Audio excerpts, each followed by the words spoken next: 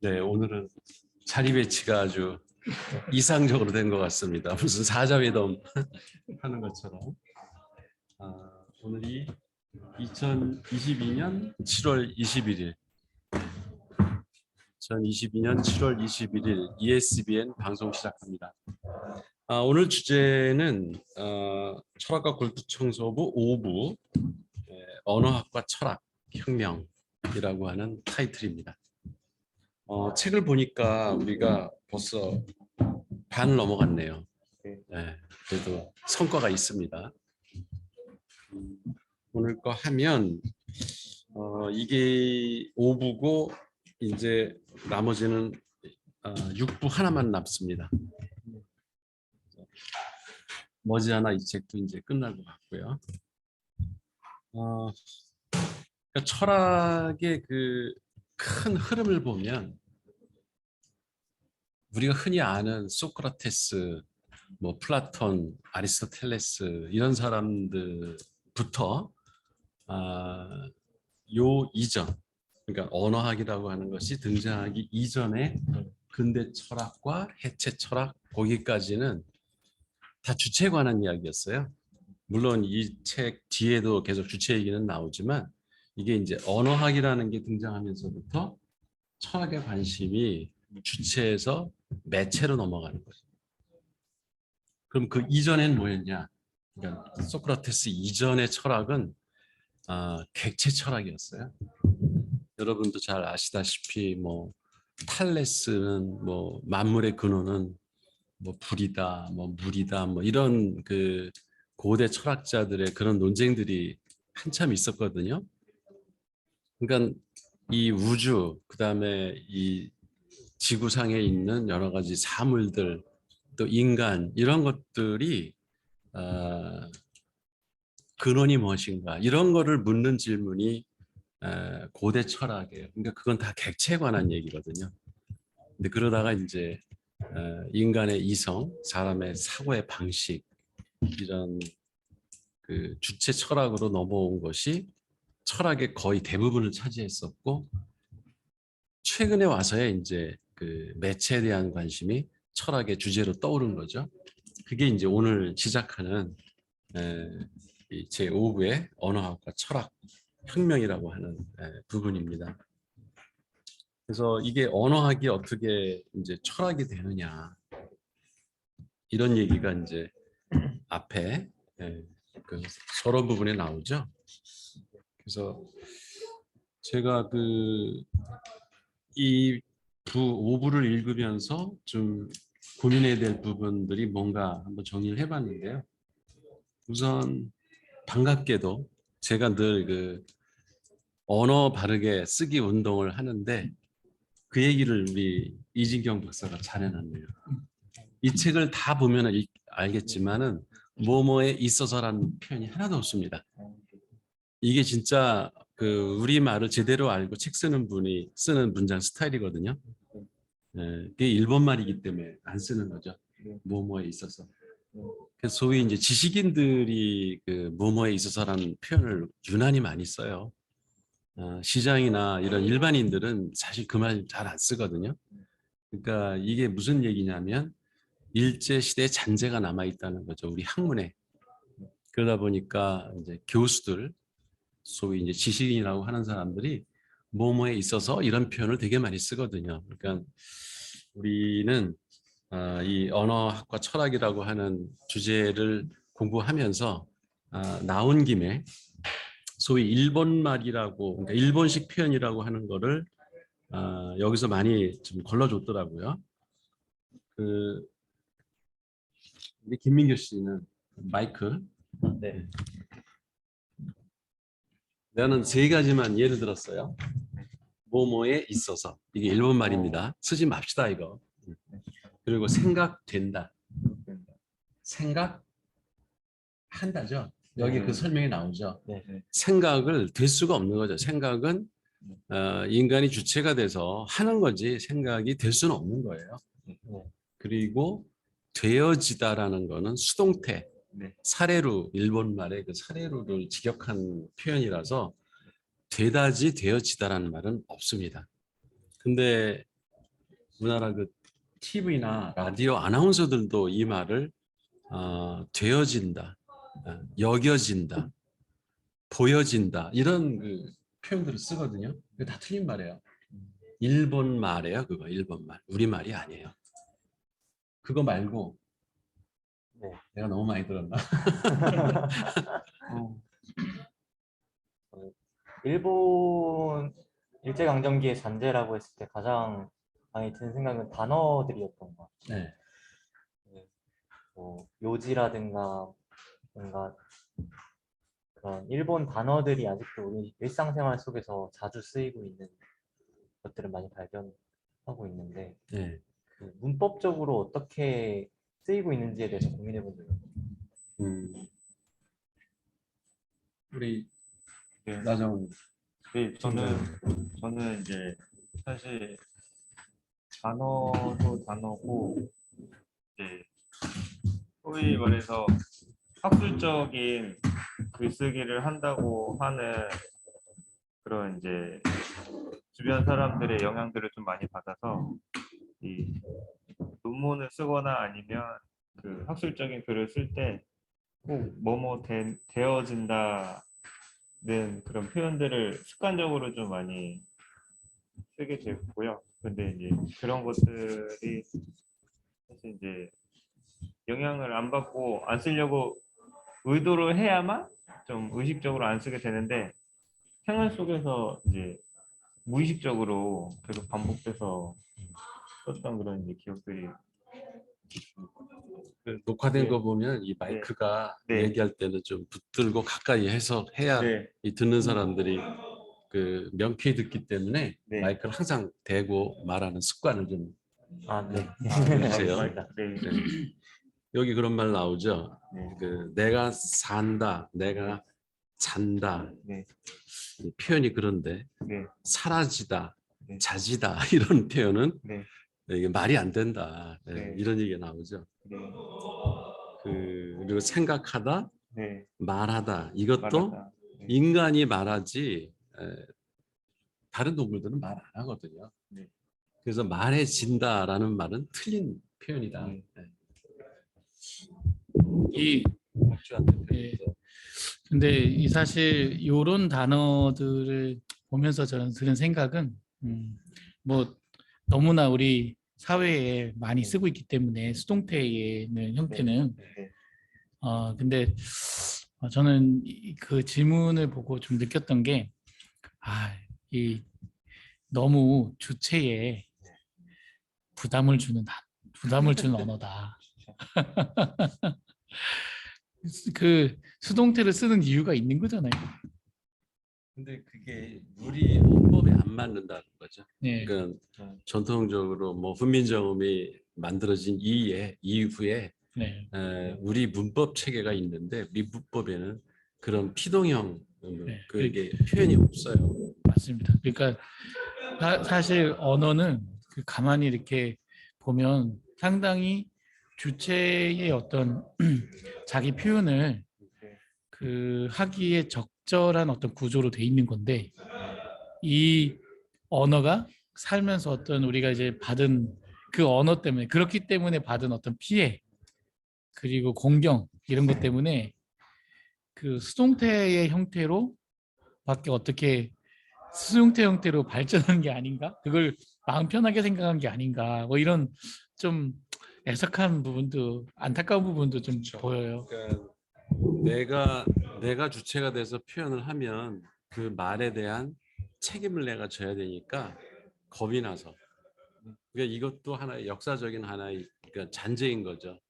그 일본 시대에 일본 사람들한테 어떤 핍박을 당할까봐 그 내가 생각하는 게 아니라 생각이 된다라고 일본식 표현을 따라 쓸 수도 있고 그 이후에 이제 뭐 군사 독재 시설이나 이런 군정부 하에서 항상 감시당하기 때문에 검열을 당하고 무슨 글을 쓰거나 말을 할 때 자기의 그 저기를 주체성을 피해 가지고 수동태로 표현함으로써 이렇게 면피하려고 하는, 자기의 책을 면하려고 하는 그런 거의 일환이라고도 볼 수 있는 거죠. 그러니까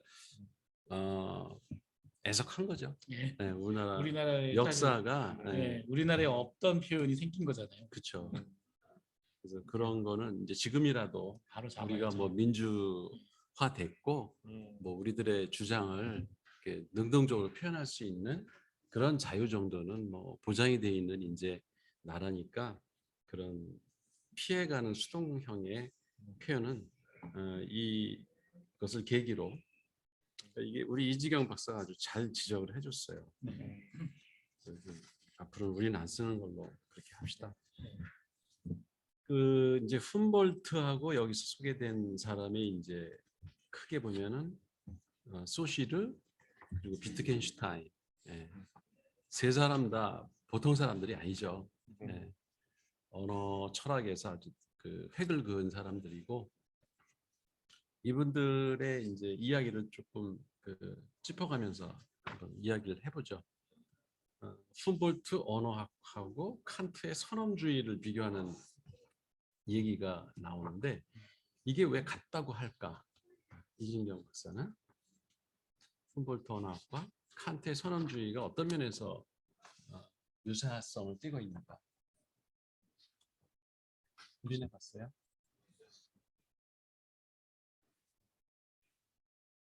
그 칸트의 선험주의라고 하는 게 선험이라는 게 경험하기 이전이라는 말이죠. 네. 그러니까 우리가 영국의 경험론자들은 우리의 그 사고의 어떤 그 근원이 경험을 통해서 생성된 그 감각, 인상 이런 것들이 자꾸 쌓여가지고 세상을 판단하고 이게 뭐 이해할 수 있는 능력이 생긴다. 그러니까 우리 인간의 이성이라는 것이 경험의 결과다. 이게 이제 경험주의잖아요. 근데 굳이 세상을 살아보지 않아도 경험하지 않아도 이미 내재적으로 인간이 갖고 태어나는 어떤 인식 능력, 이해력 이런 것들을 이제 선험 구조라고 이제 하는데 그러면서 범주를 얘기하잖아요. 그죠? 네. 두 가지가 있죠. 이게 네. 그 앞에 음, 그 감성 영역에서 작동하는 거는 이제 공간과 네, 시간 네. 이 두 가지는 태어난다는 거죠. 네, 그렇죠. 갖고 태어나는 거고 그 다음에 이제 범주 뭐 네. 12가지 결국 그 시간과 공간을 가지고 이 12가지의 범주가 우리 안에 내재돼 있고 그게 선험적인 거라고 표현을 그쵸. 했고 네. 그걸 딱 지금 그 훔볼트가 그 범주를 언어로 딱 바꿔놓으면 딱 그쵸. 훔볼트의 주장이 돼버리는 거죠. 그죠. 세상을 이게 사물을 이해하는 하나의 틀로서 네, 언어가 있는 언어가 이미 내재돼 있다. 구조가 돼 있다. 우리 뇌 안에 네. 이미 이제 인지의 하나의 구조화돼 있다라고 하는 측면에서 그거는 칸트의 선언주의나 별 차이가 없다. 그러니까 칸트가 얘기하는 범주와 비슷하다. 근데 그렇게 되면 네. 지금 우리가 지금까지 근대 철학을 계속 그렇게 깠잖아요. 네. 해체시키고 그러면 다시 회귀인가요? 그렇죠. 그 사실 칸트는 두 가지 얘기를 다 한 거잖아요. 네. 그렇게 선험적으로 갖고 있는 감성의 형식이 있고 지성의 형식이 있는데, 근데 이제 이성의 영역으로 들어오려면은 우리가 그 새로 인지한 경험의 세계에서 새로 들어온 것들을 이 그 감성의 형식과 지성의 형식을 가지고 결합을 해가지고 새로운 종합 이론, 종합 논리, 종합 진리 이런 것들을 만들어내는 능력이 우리 인간에게는 있다. 그러니까 그 부분은 경험주의하고 맞다는 거죠. 그래서 두 가지를 다 통합해서 갖고 태어난 것도 있지만 그것만 갖고는 안 되고 진리를 발견하기 위해서는 경험도 중요하다. 이런 얘기를 했었고요. 멋있네요. 다시 그 주체를 살려주셨네. 그렇죠. 그 훔볼트는 이제 언어라는 것은 우리 뇌의 구조 안에 이미 내재되어 있는 하나의 이해 방식이다. 이렇게 이제 본 거죠. 그런 면에서 이제 유사하다는 얘기고, 그다음에 훔볼트 언어 철학의 5가지 특징. 이거는 이제 시험 문제를 이렇게 잘 내죠. 근데 이미 있으니까 이거는 네. 네. 한번 한 사람이 정리해 보는 게 좋을 네. 것 같아요. 우리 나 박사가 한번 아, 네. 제가 마이크 대고.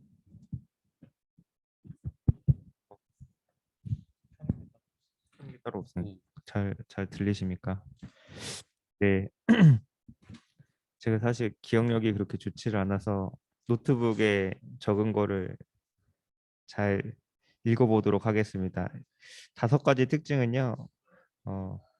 통일적 유기체고요. 첫 번째가 그게 무슨 말이에요? 어, 설명을 해줘야지. 그 하나의 별개로 있는 별개는 이제 그렇게 의미가 있지만 이게 유기적으로 연결이 됐을 때 어떤 하나의 구조를 갖는다는 그런 의미이지 않을까. 음, 네, 그러니까 이제 통일적인 유기체라는 네. 게 무슨 말이냐면, 네, 이게 모델링 이론을 공부한 사람은 금방 이해가 되는데 네. 3차원 모델이라는 얘기예요. 아, 언어가. 네, 그 얘기는 입체적으로 처음부터 네. 끝까지 모든 구성 요소들이 뭔가 그 목적을 공통적으로 달성하기 위해서 네. 상호 유기적으로 네. 작용을 하고 있다. 네. 따로 떨어져 있는 것들이 아니라. 그러니까 네. 그 언어의 보통 3요소라고 하면은 네. 문법이 있고 의미, 단어가 네. 있고 그리고 이제 용법, 화용론 이렇게 3가지가 결합이 되는 그런 네. 시스템이다. 물론 이제 이 당시에는 훔볼트 시대에는 언어 요소가 2가지밖에 없었어요. 네. 의미와 문법. 아, 그리고 이제 이 책 뒤편에 가면 이제 비트겐슈타인부터 이제 실천 뭐 언어론이 나오는데 네. 그때부터 사실은 화용론이라는 게 이제 등장을 했지요. 네. 또 어쨌든 이 훔볼트 시대에 이게 통일적 유기체라고 하는 거에 따로 떨어져 있는 게 흩어져 있는 하나의 요소, 개별 요소들이 이렇게 뭉쳐가지고 그 언어가 형성되는 게 아니라 네. 걔들이 다 상호 연관성을 가지고 연관성이 유기적으로 있고, 네. 어떤 체계를 가지고 있다. 네. 쉽게 얘기하면 하나의 시스템이다. 시스템이다. 네, 그런 얘기고. 2번째. 또 하나는 정신적 활동이라고 네, 표현을 하고 있습니다. 그 말은 무슨 말이죠? 그래서 모든 언어에는 그 어떤 정신이 깃들어 있다는, 사고를 한다는 또는 사상을 표현하는 그런 의미를 담고 있다고 이렇게 네, 그거를 좀 볼 수가 쉽게 얘기하면 네, 우리 뇌의 네, 어떤 활동, 작용을 인지 활동이라고 우리가 보통 그러잖아요. 네, 그러니까 우리가 뭘 보고 반응을 해요. 네, 누가 나를 치려고 그러면 눈을 감고 아니면 주먹으로 맞상으로 치든지 네. 이렇게 동작 반응을 하잖아요. 네. 그게 이제 우리 뇌의 활동이거든. 그거와 마찬가지로 네. 말을 한다는 것도 우리 뇌의 활동. 정신 네. 활동이다. 그러니까 인지 영역에서 인지 일어나는 결과물이라는 거지. 말도 네. 정신 활동이라고 하는 거. 그게 여기서 좀 중요한 게 이제 활동이라고 하는 게 이제 그 어떤 결과물, 그러니까 에르곤이라고 표현했더라고요. 네. 결과물이 아니고 과정이다. 그치. 예, 산출물이 아니라 프로세스. 예, 프로세스에 대한 얘기다라고 하는 거를 좀 강조하려고 하는 것 같았어요. 그러니까 정신 세계 사상을 표현하는 어떤 과정, 네, 네. 그것이 이제 언어다라고 네. 표현한 것 같아요. 정신 활동 프로세스다. 네, 과정이다. 프로세스, 그런 프로세스. 말이에요. 예. 그다음 그리고 하나의 세계관으로 볼 수가 있다고. 또 이게 언어를 어떤 언어로 표현을 하느냐에 따라서 세계관이 달라진다고 하는 의미라고 저는 생각을 했습니다. 네. 그래서 그쵸. 한국어와 이 영어로 표현을 하는 게 이 다르게 세계를 바라볼 수 있는 그런 이제 차이가 있지 않나 이렇게 좀 생각을 했고요. 이 말 들으면 네. 뭐가 떠올라요? 우리 바로 지난주에 했던 그 프로이트의 네. 그 이론 중에서 어떤 거하고 이렇게 이게 지금 맞아떨어지는 것 같아요. 그렇죠. 슈퍼에고를 얘기하는 거예요. 네. 그러니까 문화나 관습이나 자기가 그 태어난 나라의 역사, 네. 문화 전통 이런 것들이 우리가 세상을 이해하고 바라보고 말하고 생각하고 하는 거에 모든 게 바탕을 이루고 있거든요. 슈퍼에고가 거의 이제 무의식 세계죠, 그거는. 근데 언어가 그런 역할을 한다는 거죠. 그래서 하나의 나의 세계관, 내가 네. 보는 관점이 어떤 언어를 내가 쓰느냐에 따라 이미 이렇게 형성되어 있는 구조가 이미 있다는 거죠. 네. 이게 이제 나중에는 구조주의로 발전을 해요. 네. 근데 이 세계관이라고 하는 게 상당히 그 요즘에서는 어디서 많이 쓰이는지 아세요? 어디서 많이 쓰지? 세계관 하면은 항상 그 요즘은 이게 없으면은 그 이게 안 돼. 돈을 못 벌어. 음. 아 너무 그 K-팝이나 네. 이런 데서 세계관을 얘기를 많이 해요. 그러니까 어떤 창작물을 낼 때 그들이 음악 세계를 만들 때 BTS나 이런 애들이 음악의 세계를 만들 때 그들이 추구하는 한계를 지어놓는 거예요. 그리고 자기들이 가지고 갈 암이나 이런 문화 있죠. 네. 문화를 정의하고 거기에 맞는 노래와 음악과 비트 그리고 몸짓 이런 걸 거기에 다 맞춰요. 그래서 그 세계관에 동조하는 사람들을 그 계속 넓혀가는 것이 그들의 어떤 목표인 거거든요. 사실 요즘 K-팝이나 그 에스파 뭐 이런 그 SM 엔터테인먼트 그 뮤직 있잖아요. 걔네는 반드시 세계관을 끼고 들어가더라고요.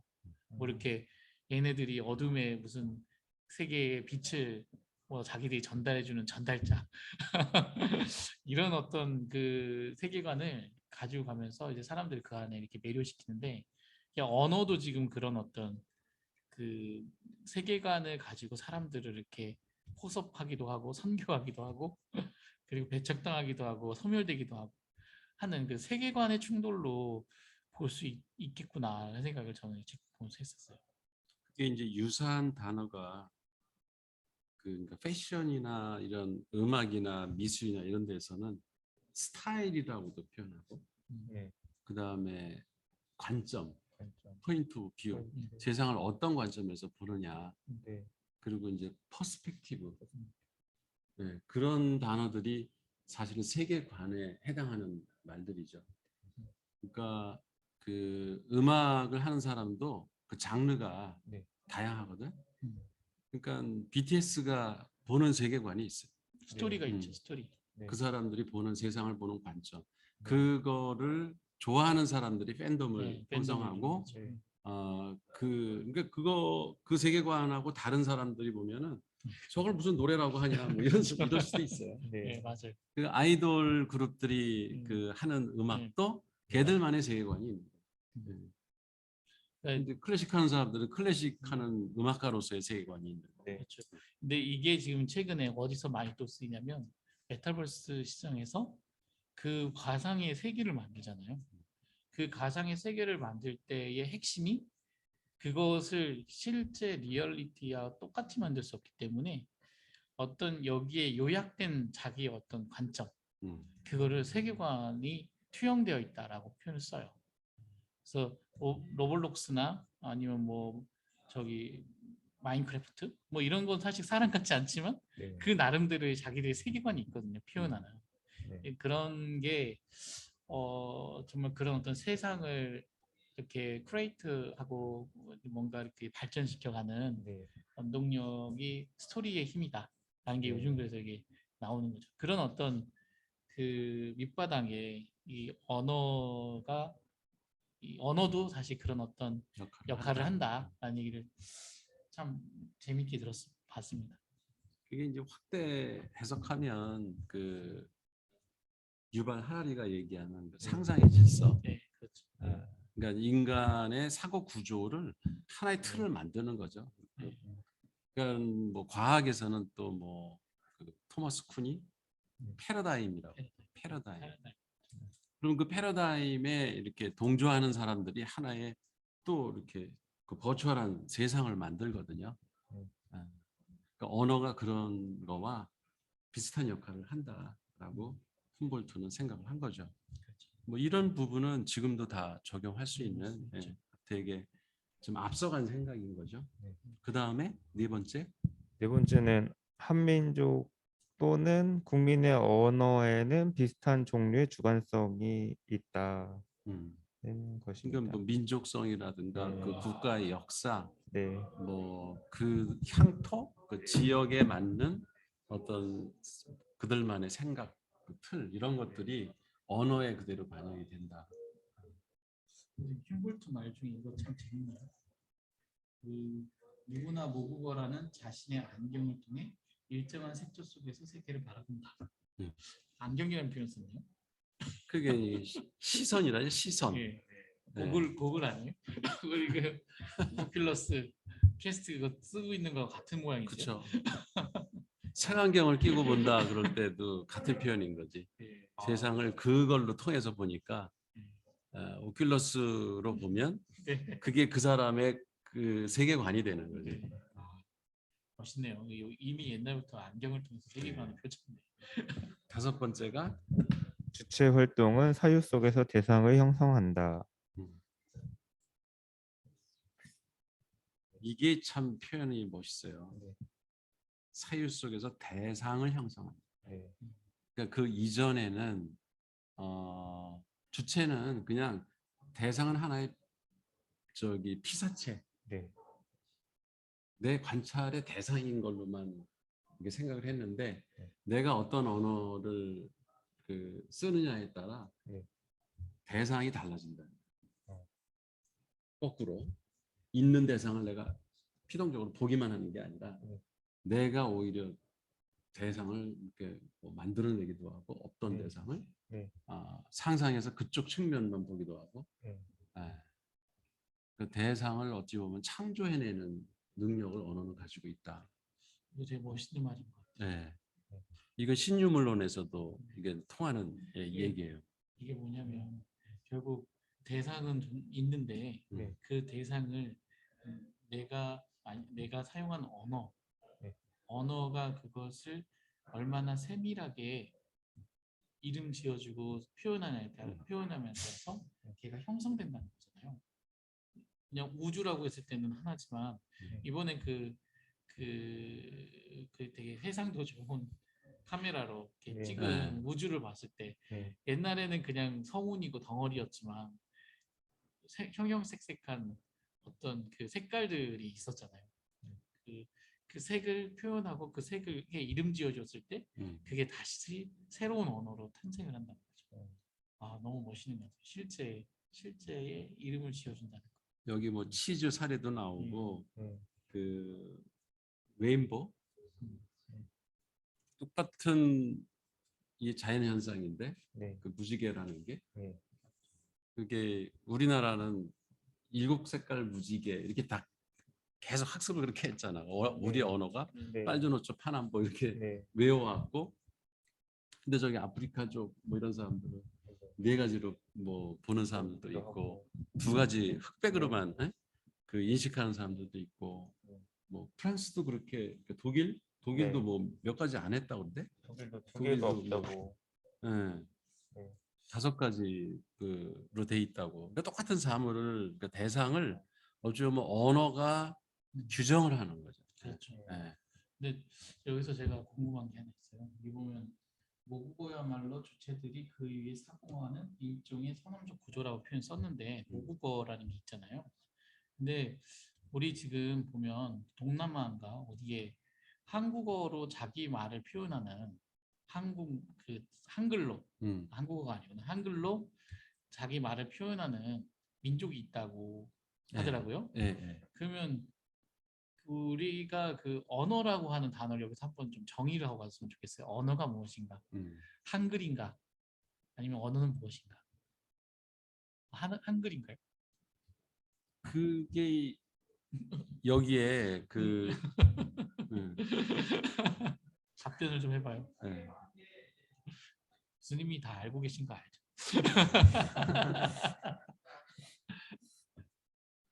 그 뒤에 질문하고 이어져요. 음.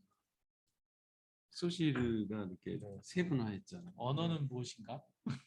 한글인가? 한글을 배우는 그 다른 한글로 자기 말을 표현하는 민족은 뭔가 그러면?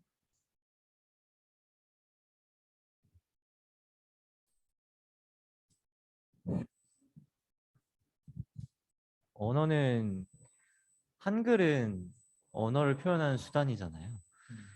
그 민족에서 우리말을 쓰는 게 아니라 한국말을 쓰는 게 아니라 한글이라는 수단을 차용해서 자신의 언어를 표현하는 것뿐이고 지금 말씀하신 언어는 그 사회 속에서 사람들끼리 소통하고 자신의 생각을 전달하기 위한 뭔가 약속 체계 그런 걸로 그러면 생각하고 있습니다. 언어는 그러면 그렇게 얘기한다면 네. 한글로 표현되지 않을 뿐이지 영어, 한글 뭐 이런 것들은 다 그냥 껍데기라는 거잖아요. 영어의 그 기호하고 뭐 이런 거 다 껍데기라는 거잖아요. 네. 그냥 표기하는 방법이니까. 네. 그러면 모든 인류가 마음으로만 얘기한다면 혹시 그러면 텔레파시로. 텔레파시로만 네. 얘기한다면 그 모든 인류는 같은 언어를 가질 수 있는 거예요? 그 컨택트란 영화가 있습니다.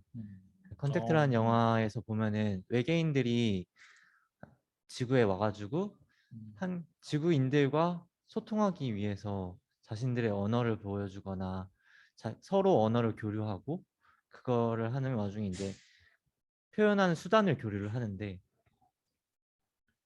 그렇다면은 그 외계인들이 표현한 수단을 지구인이 딱 이해를 했을 때 그 지구인이 보는 세상이 달라졌단 말이에요. 그러면은 거기서 하게 된 수단인 그 뭔가 수단인 한글이나 영어나 그런 기호 체계들이 문제가 아니라 그 사람들이 생각하는 사고 체계가 이제 우리들의 사고 체계와 다르다는 게 요점인 것 같아요. 그래서 만약에 텔레파시로 정말로 그렇게 소통을 할 수 있다면은 굳이 언어나 굳이 그런 기호 체계가 필요할까 싶습니다. 그게 그게- 무슨 그게 이론이라고 뭐냐면- 그랬는데 생각이 안 나네. 예, 그렇게 되면 알았었는데.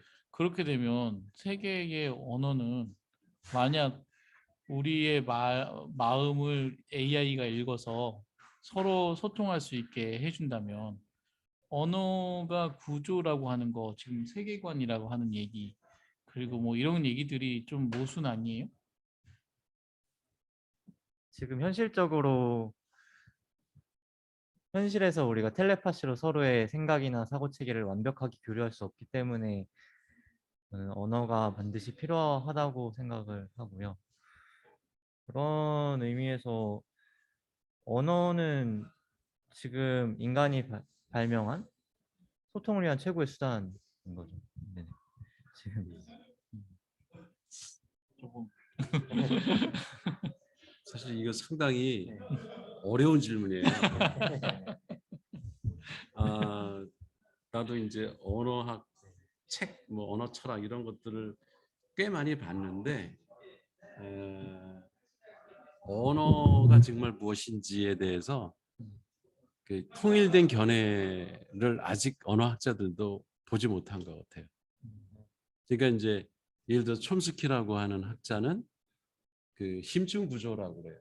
심층 구조. 그러니까 그 영어를 쓰고 일본어를 쓰고 뭐 중국어를 쓰고 이렇게 각자 나라마다 다른 그 말을 하지만 그 뇌 안에 들어가서 그 언어들의 뿌리를 파고 들어가 보면은 기본적으로 문법 구조나 사람이 생각을 표현하는 그런 언어의 그 뿌리는 그 근본적으로 비슷하다. 근데 이제 그걸 반박하는 그 젊은 소장파 학자들은 그 사람은 영어권에 있었기 때문에 영어나 불어나 독일어나 뭐 이탈리아와 같이 그 라틴어나 뭐 이런 같은 뿌리에서 나온 단어들, 그러니까 언어들만 분석했기 때문에 그렇지, 이 사람이 그러니까 한국어나 중국어나 일본어와 같은 그 동양의 언어하고는 다른데 그거를 같다라고 이 사람은 착각한 거다, 이렇게 이제 비난하는 사람도 있어요. 근데 이제 그럼에도 불구하고 촘스키는 또 뭐라고 변명을 하냐면, 그래도 말하는 주어가 있고 그 뭐 표현하는 동사나 수어가 있고 그다음에 목적어가 있고, 이거는 전 세계 언어가 다 마찬가지 아니냐. 그래서 그런 부분은 근원이 똑같다. 그래서 심층 구조는 같은 거로 돼 있다.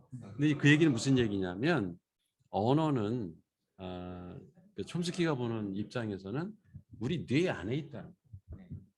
그러니까 이해 방식이라는 거야. 이거는 아까 우리 훔볼트나 이 저기가 칸트가 얘기한 그 범주 이해의 어떤 형식으로 얘기하는 거나 같은 맥락이에요.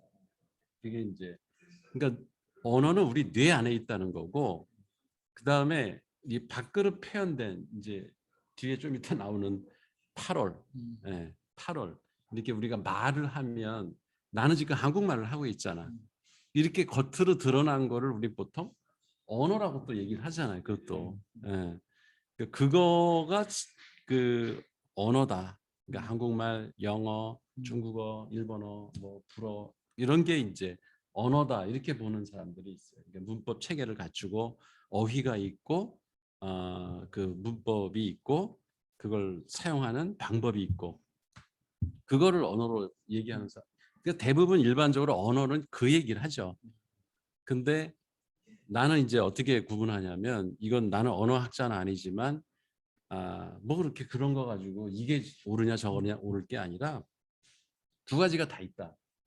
우리 뇌 안에 사고의 방식으로서 그 언어가 있고 우리 뇌 안에, 그 다음에 그러니까 그걸 내부 언어라고 난 부르고, 그다음에 밖으로 나와서 발화가 됐을 때 이 그러니까 뇌에서 출력이 돼가지고 밖으로 나와서 문장을 쓰든지 말을 하든지 표현이 되는 그 결과로서의 언어.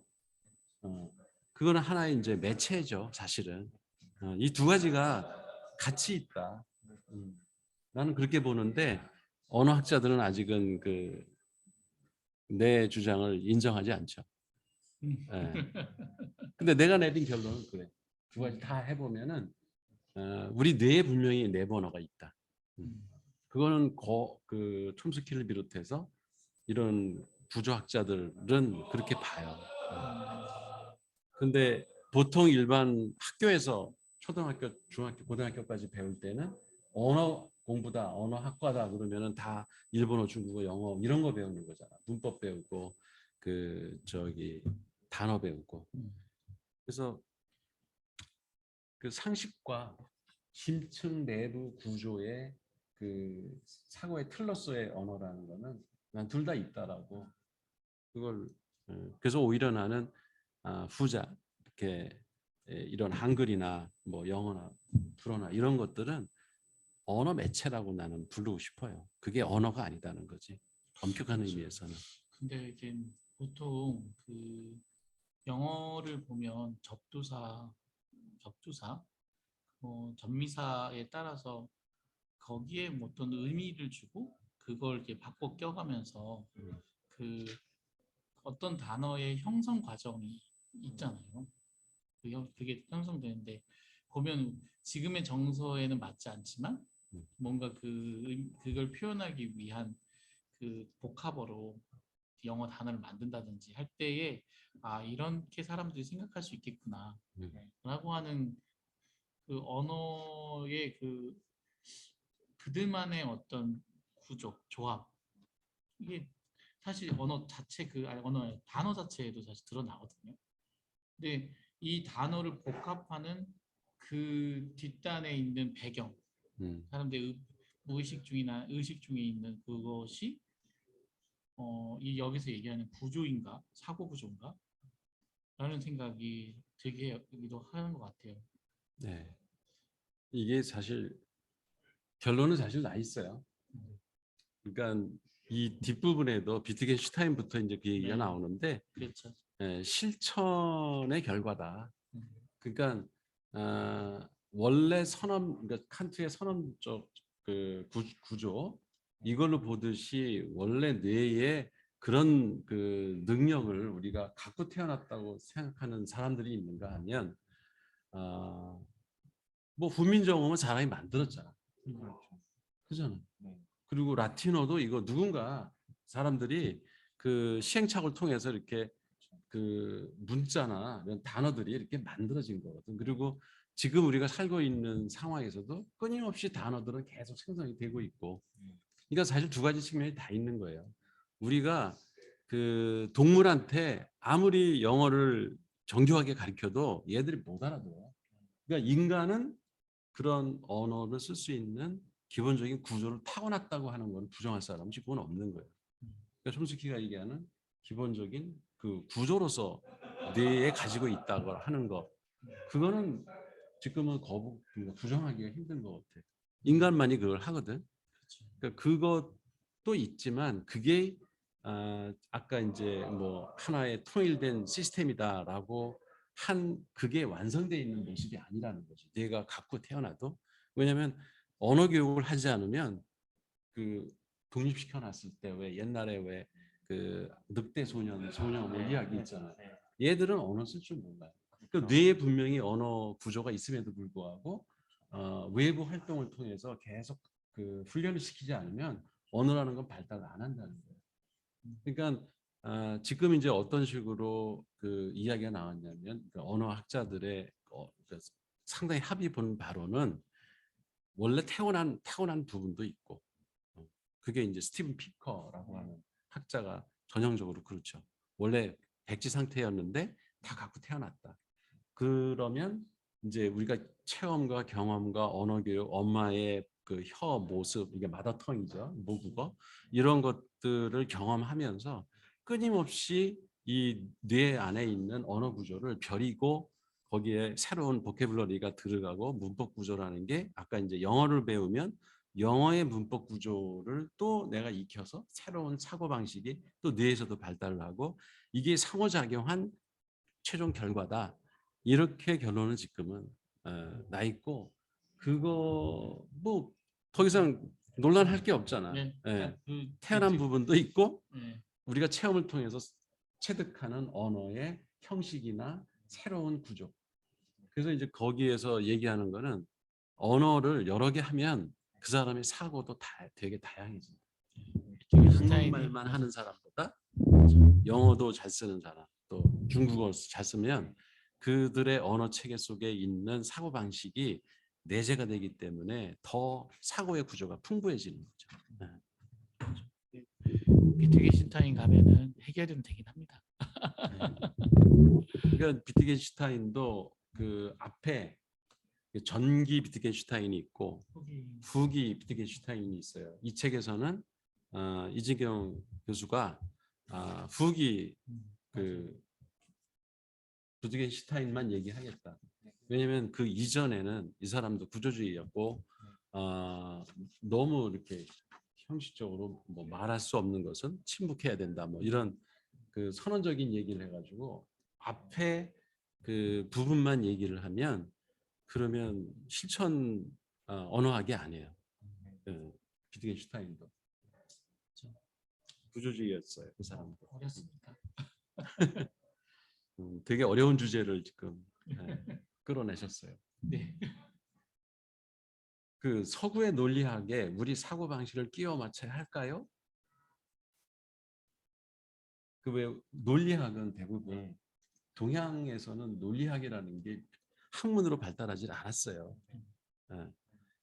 근데 말 잘하는 사람은 있었지. 달병가. 네, 달변가. 네.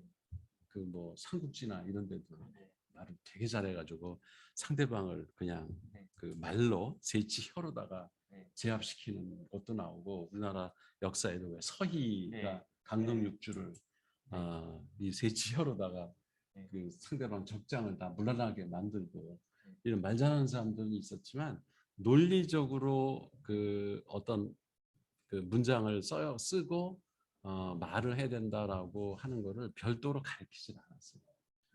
근데 서양은 일찍부터 네. 아리스토텔레스부터 논리학이라는 게 존재를 했고 계속 발전을 시켜서 그 여기도 잠깐 나오는데 이제 프레게라고 하는 사람은 아예 수학식처럼 그 전개할 수 있다. 그 법칙으로 그 정도까지 논리학이 그 되게 발달을 해왔는데 이제 서양의 영향을 받은 언어학자들이나 철학자들이나 뭐 이런 사람들은 그런 논리학을 그 배우지 않으면 우리가 제대로 된 연역을 하거나 귀납을 하거나 결론에 어떤 도달하는 그 과정이 틀릴 수도 있다. 그래서 논리적으로 정연하게 얘기해야 된다. 이런 주장을 많이 해요. 사실 나도 그런 주장을 하는 편인데 그게 옳은 것인가라고 이진경 교수는 질문을 해요. 그러니까 우리는 우리말의 그 구조 속에서 의사소통을 하는데 굳이 서양의 그런 논리학 구조를 우리가 꼭 따라야 되느냐? 여러분들 생각은 어떠십니까?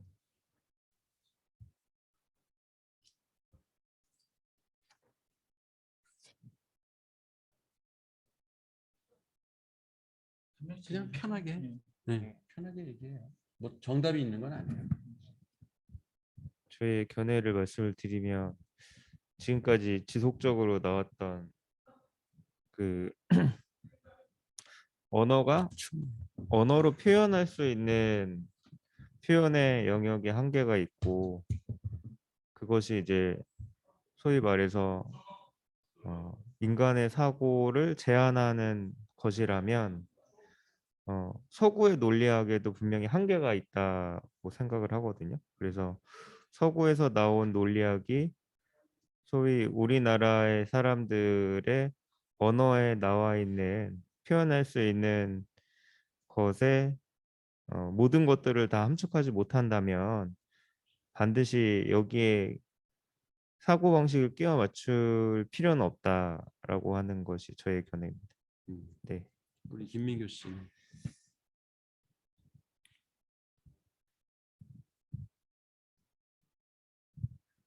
논리학은 그냥 누군가에게 자신의 생각을 효과적으로 전달하기 위한 방법이잖아요. 네. 수사학이나 논리학이나 그런 분야들이. 앞에서 무지개를 나라마다 뭐 4가지 색깔로 구분을 하거나 우리나라 같은 경우는 7가지 색깔로 구분하는데 실질적으로 그 사람들의 눈이 4가지밖에 분류를 못 해낸다? 혹은 우리나라가 7가지로밖에 무지개를 보지 못한다? 이건 아니잖아요. 그런 것처럼 다들 외국 사람들이나 한국 사람들이나 뭐 어느 나라 사람들이던 자신들만의 생각 구조를 가질 수는 있고 다만 누군가에게 전달할 때 효과적으로 전달하기 위해서 논리학이나 수사학은 배워서 쓸 필요가 있다. 저는 그렇게 생각합니다. 지금 여기서도 그 결국 논리학이라고 하는 것은 너무 그 큰 담론에서 생각할 필요가 없는 것 같아요. 지금 여기서도 뭐 하는 얘기가 뭐냐면 지역마다 그리고 나라마다 그리고 부족마다 자기 누구는 있지만 누구는 없을 수 있고 한 그런 것들이 있는데 꼭 어떤 틀에 맞춰 가지고 얘기했을 때 그게 맞냐? 아닐 수 있다는 거죠. 하지만 말의 어떤 순서나 그 조리 있게 어떤 그 근거나 뭐 이런 것들을 얘기할 때 이 논리학이라는 게 도움은 된다. 그리고 지금 현재 우리가 막 설득할 때도 내 말 믿어라고 하는 것보다 뭔가 그 모두 부정할 수 없는 근거를 대고 거기에 이 케이스를 맞추고 그래서 이 케이스는 이런 거야라고 결론을 지으면 어쨌든 복잡한 의사결정을 한번 빠르게 누군가 해주는 거잖아요. 그러니까 그런 어떤 효율적인 의사결정 체계에서 되게 좋은 언어 습관인 거지 이게 어 굳이 이게 서양에는 있는 개념이나 존재론의 개념이나 우리에게 없는 단어나 그 개념 때문에 이 논리학이 후진이다, 후진성이 있다, 저건 선진성이 있다, 뭐 이렇게 얘기할 필요는 없다. 우리 상황에 맞게 쓰면 되는 거 아니겠냐. 하는 게 얘기하시는 것 같아요. 저는 생각이 그 동서양이 지금 구분된 사회가 아니다. 그러니까 글로벌 시대이기 때문에 우리는 동양어만 갖고 쓸 수가 없거든요. 그러니까 예를 들어서 한국말만 쓴다면 쉽게 얘기해서 우리 마이크 유클리드 소프트는 존재하지 않습니다. 프로그래밍 언어 자체가 영어로 돼 있고 서구 어로 이제 발전이 돼 있고 상당히 논리적 구조를 가지고 있어요. 알고리즘이라는 게 논리적 구조예요. 그래서 이 일상 생활에서 논리학을 강조할 필요는 없겠다. 일상 언어에서는. 그렇지만 이런 지적 산업, 지식 산업, 특히 이제 소프트웨어, 뭐 AI, 뭐 이런 그 IT 기술 이런 쪽에서 그 활동하는 사람들은 논리학은 필수다. 논리학을 모르고 결국은 논리학이라는 게 더 구체화된 게 수학이거든요. 그러니까 이거를 모르고 알고리즘을 얘기할 수 없고 프로그래밍의 고 단계로 올라갈 수가 없어요. 그래서 현대 사회에서는 그거를 동양어, 서양어를 구분할 우리가 형편도 안 되고 어차피 우리는 서양 세계의 어떤 문물을 받아들였고 그걸로 그 현대 산업을 끌고 나가고 있기 때문에 논리학은 오히려 더 강조가 돼야 되는 시대에 우린 살고 있다. 그러니까 뭐 고은 씨나 이런 우리 문학 그 시인들, 한국 문학을 대표하는 이런 분들한테는 굳이 서양의 논리학을 강요할 필요가 없겠죠. 우리의 아름다운 정서를 표현하고 감정을 표현하고 하는 데는 우리의 글만 갖고도 얼마든지 가능하기 때문에 그리고 뭐 예술이나 이런 거 하는 사람들한테도 서양의 논리학을 강요할 필요가 없을 거예요. 그렇지만 이런 논리를 필요로 하는 지식 산업에서는 뭐 선택의 여지가 없다. 네, 저는 그렇게 생각해서 특히 이제 컴퓨터공학과나 이런 IT 관련 MIS 학과나 이런 데서는 논리학이 나는 필수 과목으로 들어가야 된다고 생각해요. 네. 두 가지를 양수겹장하는 사람이 훨씬 낫지 않을까. 그죠? 그렇죠. 네, 논리학을 모르고 그냥 그 이렇게 두루뭉술한 언어로다가 자기 표현을 하는 것보다 논리학으로 상대방한테 강요는 안 하지만 나는 논리학의 그 정수를 깨우쳐서 논리적으로 표현하는 방법도 아는 상태에서 거기에 이제 정서적 언어를 표현해서 한다면 언어의 그 표현 방법도 더 풍부해질 것이고 그리고 양수겹장을 하는 거 아니에요. 그렇게 되면. 그래서 나는 젊은 사람들에게 특히 논리학을 좀 공부했으면 좋겠다라고 권하고 싶어요. 그리고 아까 이제 나왔던 그 언어, 이제 지시체, 랑가주, 랑그, 빠롤, 시니피앙, 시니피에 이게 이제 소시르 그 일반 언어학개론이라는 책에 나오는 핵심 키워드거든요. 이것만 다 이해하면 사실은 소시르의 일반 언어학 이론은 거의 한 80% 이해했다 볼 수 있어요. 우리 김민규 씨가 하나씩 한번 설명을 해봐요. 어떤 건지 이해한 수준에서 그냥 마이크 들고. 솔직히 책을 읽으면서 소시르부터 이해가 잘 안 가가지고. 좀 어렵죠. 새로운 그 개념들이 막 네, 나오니까. 맞습니다. 이제 제가 이해한 거는 랑그하고 파롤 네, 정도인 것 같아요. 랑그하고 빠롤 먼저. 네. 음, 이제 우리가 언어를 사용하고 뭐 주어, 수어 그런 규칙들, 문법들을 이제 랑그라고 얘기를 하고 파롤은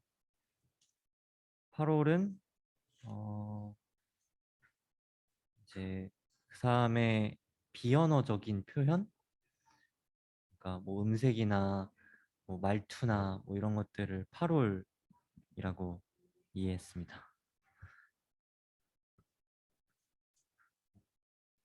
네, 시니피앙 CAPN. 잘 모르겠습니다. 나 팀장님은 어떻게? 랑가주는 그 말하기와 듣기 활동을 통틀어서 이르는 말 정도로 저는 그렇게 봤고요.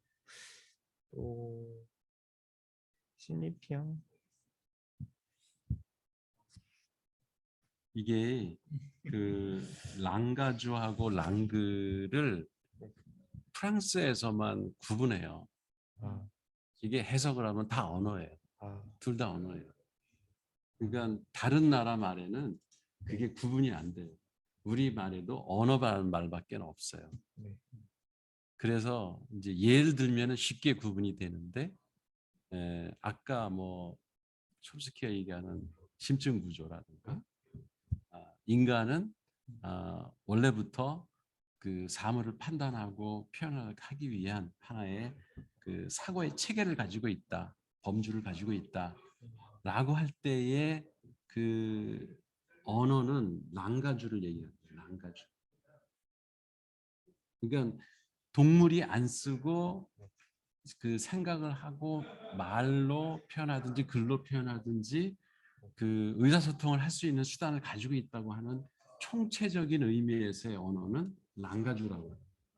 그러니까 가장 집합 개념으로 보면 가장 큰 거지. 랑가주 가운데 구체적인 어떤 문법 체계, 그 왜 중국어 문법과 영어 문법이 완전히 다르잖아. 그죠?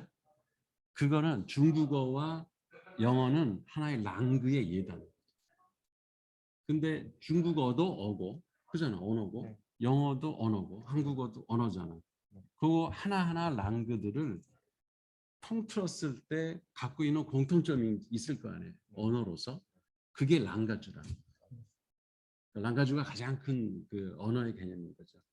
대언어. 쉽게 얘기하면 대언어. 그리고 이제 구체적인 언어가 일본어, 중국어 이게 랑그예요. 랑그의 예고. 근데 이제 랑그에서도 그게 발화가 됐을 때 말을 구체적으로 이제 할 거 아니야. 나는 밥을 먹습니다라는 말을 했잖아. 요거는 한국이라는 랑그를 가지고 실제 어떤 사람이 말을 한 거예요. 그 8월이라고 하는데 그 8월은 음색이나 아니면 그 사람의 억양 그리고 그 사투리도 있잖아. 나는 밥을 뭐 먹었네 뭐 이렇게 얘기해도 밥을 먹었다는 의미는 통하잖아. 그거는 빠롤인 거예요. 근데 그건 다 한국어라는 랑그에서 다 구체적으로 사람마다 다르게 표현할 뿐인 거죠. 그렇지만 거기 문법 구조나 단어 어휘나 이런 것들은 공통적으로 체계가 갖춰 있기 때문에 우리가 언어라고 부르고 그걸 랑그라고 수시로는 구분하는 거예요. 명확히 구분이 되죠.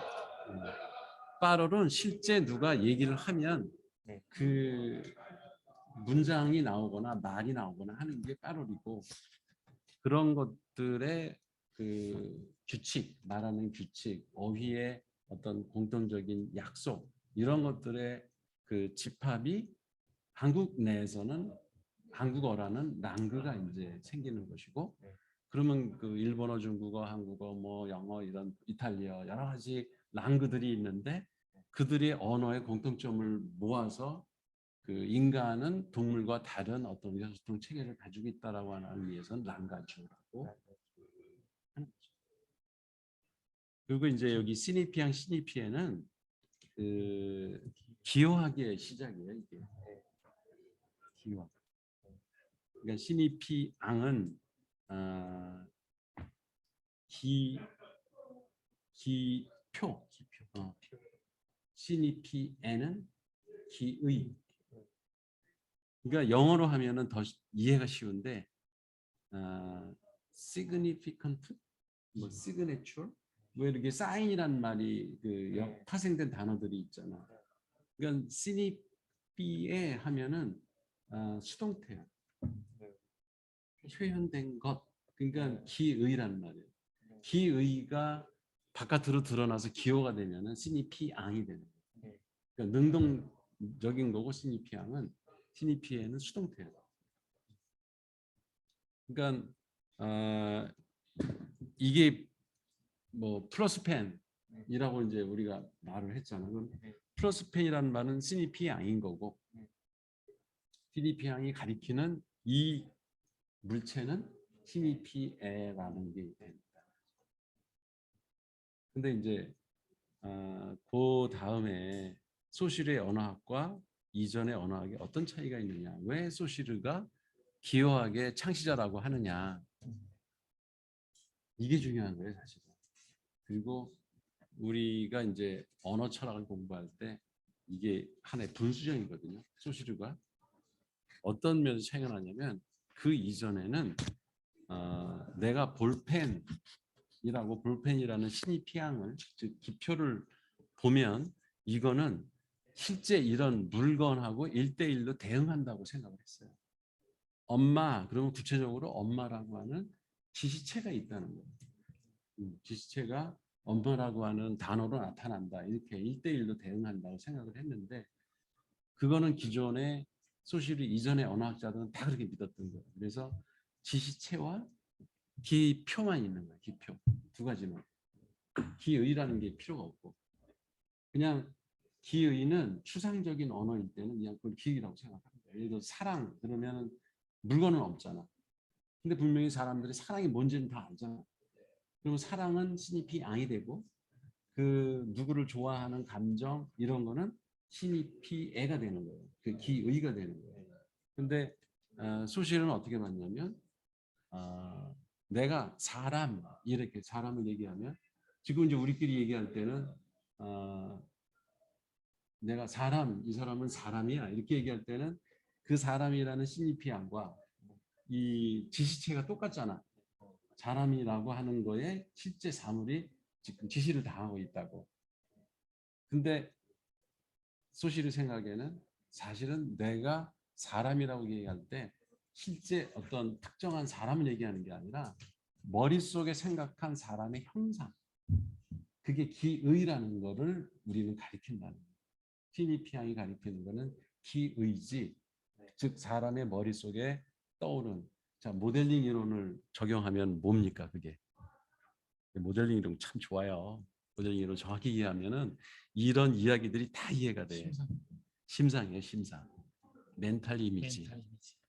우리는 모델링 이론에서는 사물을 관찰을 해서 심상을 형성하고 그 심상을 가장 적절한 매체, 언어 표현 매체로 모델링 한다 그랬잖아. 모델을 만든다. 그러니까 거기서 심상이 기의가 되는 거예요. 신이 피에. 사실 우리가 어떤 말을 할 때는 그 기표들이 이게 말에서 튀어나온 게 다 기표거든 이게. 우리가 글을 써도 이게 다 이게 기표예요. 그 얘들이 가리키는 거는 사물이 아니라 기의를 가리킨다 이거예요. 이게 아주 혁명적인 거예요. 그래서 본인은 얘기 안 했지만 이 책에도 코페르니쿠스적 전환이다. 그러니까 그 지금 훔볼트만 봐도 언어 구조 아까 선언적인 구조가 우리 내재에 있다고 생각했던 거잖아요. 이 두 우리의 의식 속에 구조가 있고 언어 구조가 있고 그 구조를 얘기한 건데 그 소시르에 넘어오면서 아까 그 기표와 그 지시체라고 하는 방향성을 두면 이게 결국 그래프가 돼요. 서로 이렇게 지시하고 있는 형태가 이제 그래프가 되고 이 구조가에 의해서 거기서 우리가 사고도 하고 판단도 하고 하는 거기 때문에 이거는 내 속에 있는 게 아니고 이 언어라고 하는 나 외부 주체의 바깥에 구조가 있고 그 구조가 나의 판단과 사고를 결정한다 라고 하는 그 시작을 사실은 그래서 소시르를 구조주의 아버지라고 하죠.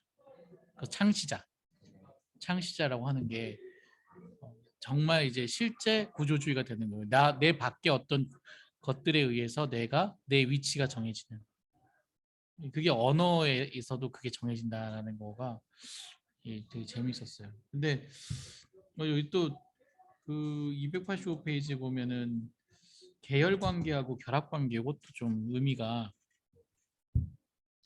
영어 공부할 때 이렇게 하지 않아요? 네, 그러니까 저희 그죠? 지금 계열 관계가 가만히 보니까 파라미터 같은 거예요. 그래서 이렇게 갈아 끼우면 되는 거예요. 예, 예, 파라미터를 얘기하는 거고 신텍스가 이제 결합 관계인 거예요. 그러니까 사실 파라미터라고 표현을 쓰고 막 뭐 그런 거 쓸 때 그 요런 어떤 언어 개념이 이렇게 딱 박혀 있으면 쉽게 이해할 것 같아요. 그 영어 그 프랙티스 그 네. 교재도 보면은 그렇게 돼 있잖아.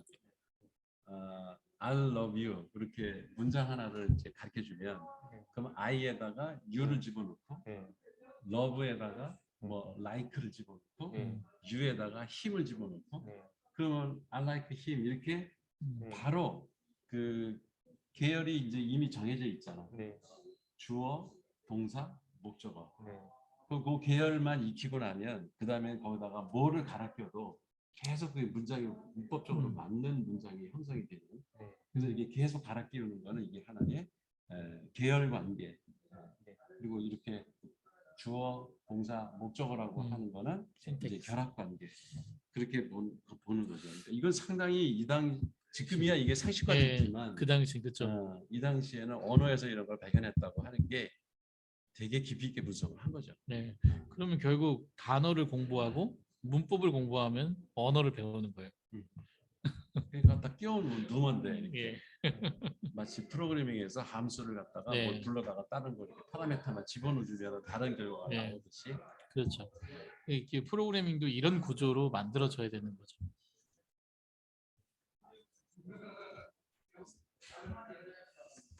그다음에 기호와 의미 간의 관계가 임의적이다. 이것도 소시르 언어학을 공부하는데 되게 중요한 관점이거든요. 기호와 기의 간의 관계가 그 랜덤이다. 1대1로 정해져 있지 않다는 거예요. 그리고 필연적이지 않다는 거죠. 이게 마이크라고 그랬잖아요. 네. 이거 누가 불렀는지 모르지만 마이크라고 누군가 처음에 불렀기 때문에 지금 우리가 마이크라고 하는 거지. 이렇게 그 이 아날로그 음성 신호를 전기 신호로 바꾸는 거를 마이크로폰이라고 꼭 굳이 해야 될 이유는 없는 거예요. 그냥 사운드폰이라고 했어도 처음에 누가 그렇게 불렀으면 다 우리는 이거 사운드폰이라고 이렇게 불렀을 거예요. 그 핸드폰이란 말이 미국에 없죠. 네. 그 한국 사람 누가 부른 거야 핸드폰이라고. 그 미국 애들은 처음에 와가지고 핸드폰이 뭔지 몰라. 셀룰러 폰이지. 영어에는. 네. 원래 영어죠. 근데 한국에 와서 누가 그걸 핸드폰이라고 손에서 쥐고 다니니까 네. 부르기 시작했는데 그게 상표가 됐고 네. 일반 명사가 돼버렸잖아. 네. 그게 임의적이라는 거예요. 네. 엄마? 엄마라고 뭐 미국 애들은 맘 그러고 부르고 중국 애들은 마마 이렇게 부르고 나라마다 다 다르게 부르잖아. 그게 그 기표하고 기의하고 정해진 관계가 없다는 거예요. 그래서 그게 필연적인 관계가 아니라면 그러면 그 기표가 가리키는 사물도 사실 필연적인 관계가 아니라는 거예요. 그 사람이 뭘 받느냐 사물에서 그 지시체에서 뭘 보고 왜냐하면 우리 지금 철학에서 계속 그런 얘기 했잖아. 그 사물은 우리가 영원히 본질은 알 수 없다. 걔가 갖고 있는 원래 실체가 뭔지를 모르고 걔가 보여주는 현상이나 겉에 드러난 속성들 이런 걸 보고 우리는 자기 관점에서 이름을 붙인다고. 말이 왜 말이 됐느냐 아무도 몰라. 처음에 그 말이란 말을 쓴 사람이 있을 거예요. 사실 또 임의적으로 붙인 거지 그러니까. 그리고 또 하나가 가치란 표현도 되게 괜찮았어요. 이 가치가 결국은 이제 기호의 가치는 차이에 의해 결정된다라고 얘기했다고 하는 소시르가 결국 그 강아지하고 개새끼를 이렇게 비교해가면서 사실 어느 단어를 쓰느냐가 그 가치가 바뀌는 거예요. 그러면 어떤 한 사람의 쓰는 단어들의 가치가 높을수록 그 분위기를 만들어낸다는 거죠. 그러니까 그 사람의 언어는 결국 그 사람의 가치를 판단하는데 상당히 중요한 지표가 될 수 있다라는 어떤 그 기준도 제시하는 것 같아요. 그러니까 조금 고상하고 좋은 단어들 그리고 명확한 단어들을 쓰는 사람들이 어떤 가치가 더 있다. 그걸 판별할 수 있다는 것도 기준으로 제시하는 하더라고요. 그리고 이제 그게 이제 의미인데 원래 뜻은 그 단어 그 기표죠. 그 기표가 갖는 의미인데 그게 어떤 사회적 합의에 의해서 다른 그 가치를 부여받을 수 있다. 똑같은 그러니까 사물을 가리키는 기표라고 할지라도 그러니까 개라고 하는 거는 똑같단 말이지. 근데 그걸 강아지라고 부르느냐, 개 새끼를 개새끼라고 부르느냐, 그러면 개새끼라고 그러면은 이게 욕이 되고 강아지 그러면 뭔가 귀여운 어떤 동물이 떠오르고 그러니까 사실은 똑같은 건데 그 부르는 사람의 어휘력. 그치 어휘력 네. 그다음에 그 분위기 예. 어떤 상태에서 그 얘기를 하느냐에 따라 다른 가치를 부여받는 거지.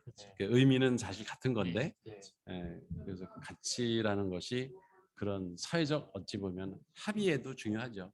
그렇게 받아들여야지 나 혼자 쓴다 해서 그게 그 가치가 부여되는 건 아니거든. 저는 이제 일상에서 그런 좋은 단어를 쓰는 사람들을 보면 상당히 부럽습니다. 네. 근데 그렇게 가치 있는 그 표현을 계속 하려면 엄청난 어휘력을 공부해야 돼요. 결국 기표를 많이 알고 있어야 된다는 거잖아요. 네. 동일한 기의에 대해서 그치. 좀 여러 기표를 알고 있으면서 그 상황과 때에 맞게 그리고 고상하게 표현할 그 기표를 찾아야 된다는 거잖아요. 그래서 그런 단어의 새로운 그러니까 기표의 새로운 원래 있던 의미들이 있을 거 아니야. 근데 거기에 새로운 가치를 부여하는 마술사들을 우리가 시인이라고. 네. 그래서 그렇게 고상한 표현을 하고 말을 멋있게 이렇게 구사하고 하려면 시를 좋아해야 돼요.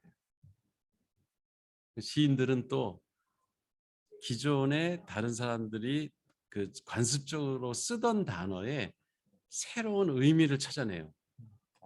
그래서 그 언어를 이렇게 살려내는 즉 가치를 거기다가 새로운 가치를 부여하는 그런 역할을 하는 것도 시인이라서 사실 뭐 나중에 우리가 예술 얘기도 하겠지만 예술가들은 기존의 관습이나 전통이나 그 고정관념 이런 것들을 깨고 새로운 그 시각으로 세상을 볼 수 있게 해주는 거는 예술가를 따라가는 사람이 없고 직업 중에 이 언어를 그렇게 새로운 가치를 부여하는 건 시인이 그 역할을 하기 때문에 사실 소설가보다도 시인들이 왜냐하면 작은 몇 개 안 되는 단어를 가지고 그 인간의 심상 이런 거를 표현을 해야 되기 때문에 한 단어 한 단어에 더 많은 그 노력을 기울인다는 거예요. 시인들은. 뭐 소설가는 많은 단어를 나열하다 보니까는 문장으로 딱 이렇게 자기가 생각하고 싶은 거를 갖다 표현할 텐데 이거는 몇 줄 안 되는 그 단어로 표현을 하다 보니까 고민을 엄청 많이 한대요. 한 단어를 시어를 선택하는 그 과정에서 물론 뭐 그렇지 않은 시인들도 있지만 그래서 그 정제된 그 새로운 가치를 부여한 단어로 찾아내는 거는 시인이 그걸 역할이고 그분들의 그런 데서 많이 발견할 수 있기 때문에 우리가 자기 언어를 정제하려면 시를 끊임없이 이렇게 감상하고 읽는 그런 습관 들이는 게 되게 좋다. 네. 할 말이 있어?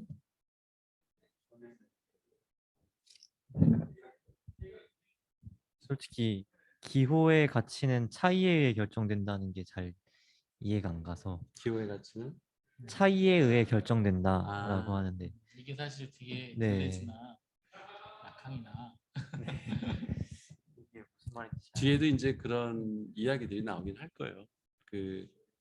그러니까 차이라는 게 그 어떤 기표를 이제 만들어낼 때 이게 옆에 있는 유사한 단어하고 어떻게 차이가 나는가, 구별이 되는가에 따라서 그 단어, 그러니까 기표의 의미가 정해진다. 그러니까 이거 우리가 지금 마우스라고 그러잖아. 근데 여기다 쥐를 진짜 쥐를 여기다 갖다 놓고 이거 마우스, 이것도 마우스. 그럼 차이가 없잖아. 그러면 헷갈리기 시작한다. 도대체 마우스라는 단어가 무엇을 의미하는지를 알 수가 없는 거야.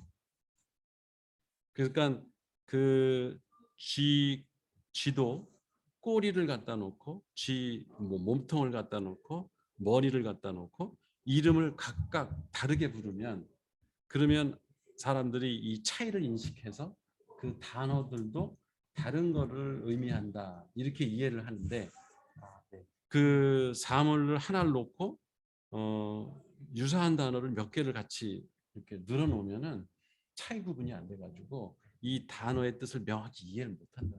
그렇죠. 우리가 알다, 보다, 뭐 이런 어떤 영어에서는 각각 비슷한 우리는 그냥 알다라는 표현인데 우리가 이미 알고 있는 것을 알다고 하는지 모르는 걸 아는지 뭐 아니면 내가 발견해서 아는지마다 각각 다른 단어를 이렇게 매칭해서 쓰잖아요. 네.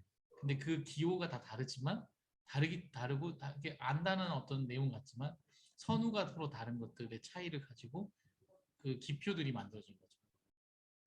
그러니까 결국 그 어느 상황을 내가 명시할 때 그게 이제 기존에 있었지만 다른 어떤 가치로 이건 가치가 있어.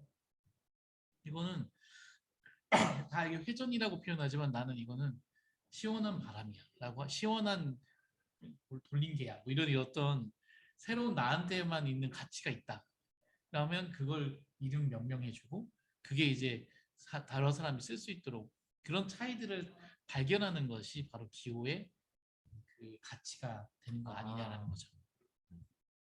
제가 이해한 대로 뭔가 다른 비유를 좀 들어보자면 네. 연애를 할 때 이제 그 사람의 이름을 부를 수도 있지만 별칭이나 애칭을 달아주잖아요. 뭔가 그 애칭은 그 사람을 좀 더 사랑한다는, 그 사람을 좀 더 애정한다는 뜻의 의미를 좀 더 담고 있는 그런 거고, 그냥 이름은 이름인 거고, 그냥 그거에 담담히 그냥 말하는 거고. 형식적으로 부르는 거지. 네네. 그러면은 그 둘의 차이를 봤을 때 그 별칭이 좀 더 애정이 더 들어갔다는 걸 인지함으로써 그 별칭의 가치가 주어져진다라는. 별칭의 가치가 있다고 네. 생각했기 때문에 그 별칭을 준 거지. 아, 네네. 네, 그러니까 그런 식으로. 그 먼저는 좀 가치가 있는 거지 먼저. 그러니까 이게 내가 구분해낼 가치가 있다라고 했을 때 거기다 이제 명명을 주는 거죠. 그러면 이제 그 상황과 이 상황을 다르게 이해하시는 거죠. 그리고 이제 그렇게 소시르가 얘기하는 그 다른 것과의 차이에서 그 의미가 부여된다라고 하는 그러니까 기표가 정해진다라고 하는 이제 원래 그 책에서 네. 교과서적인 설명은 이거는 볼펜이라고 네. 부르는 사람도 있어요. 네. 이게 플러스펜이라고 부르는 사람도 있고 형광펜이라고 부르는 사람도 있고 네. 마커라고 부르는 사람도 있고 이거 똑같은 사물을 가지고 기표가 비슷비슷해요. 네. 근데 이게 책이 아니고 펜이다. 그거로서 그렇게 이 완전한 다른 사물과의 이 사물과의 차이를 분명하게 구분할 수 있게끔 단어도 구분 지어줌으로써 얘가 드디어 이제 기표로서의 역할을 한다. 네. 이제 그런 의미도 있어요. 그러니까 얘는 펜이지 책이 아니다. 그래야지 아무거나 갖고 막 이것도 펜이라 그러고 이것도 펜이라 그러고 이러면은 그 의미가 이게 형성이 안 되는 거예요. 근데 사실은 그 차이에 민감한 게 있는 예술가들이 그런 차이를 민감하고 그 상황마다 명명하고 기표를 연결하는 것 같아요.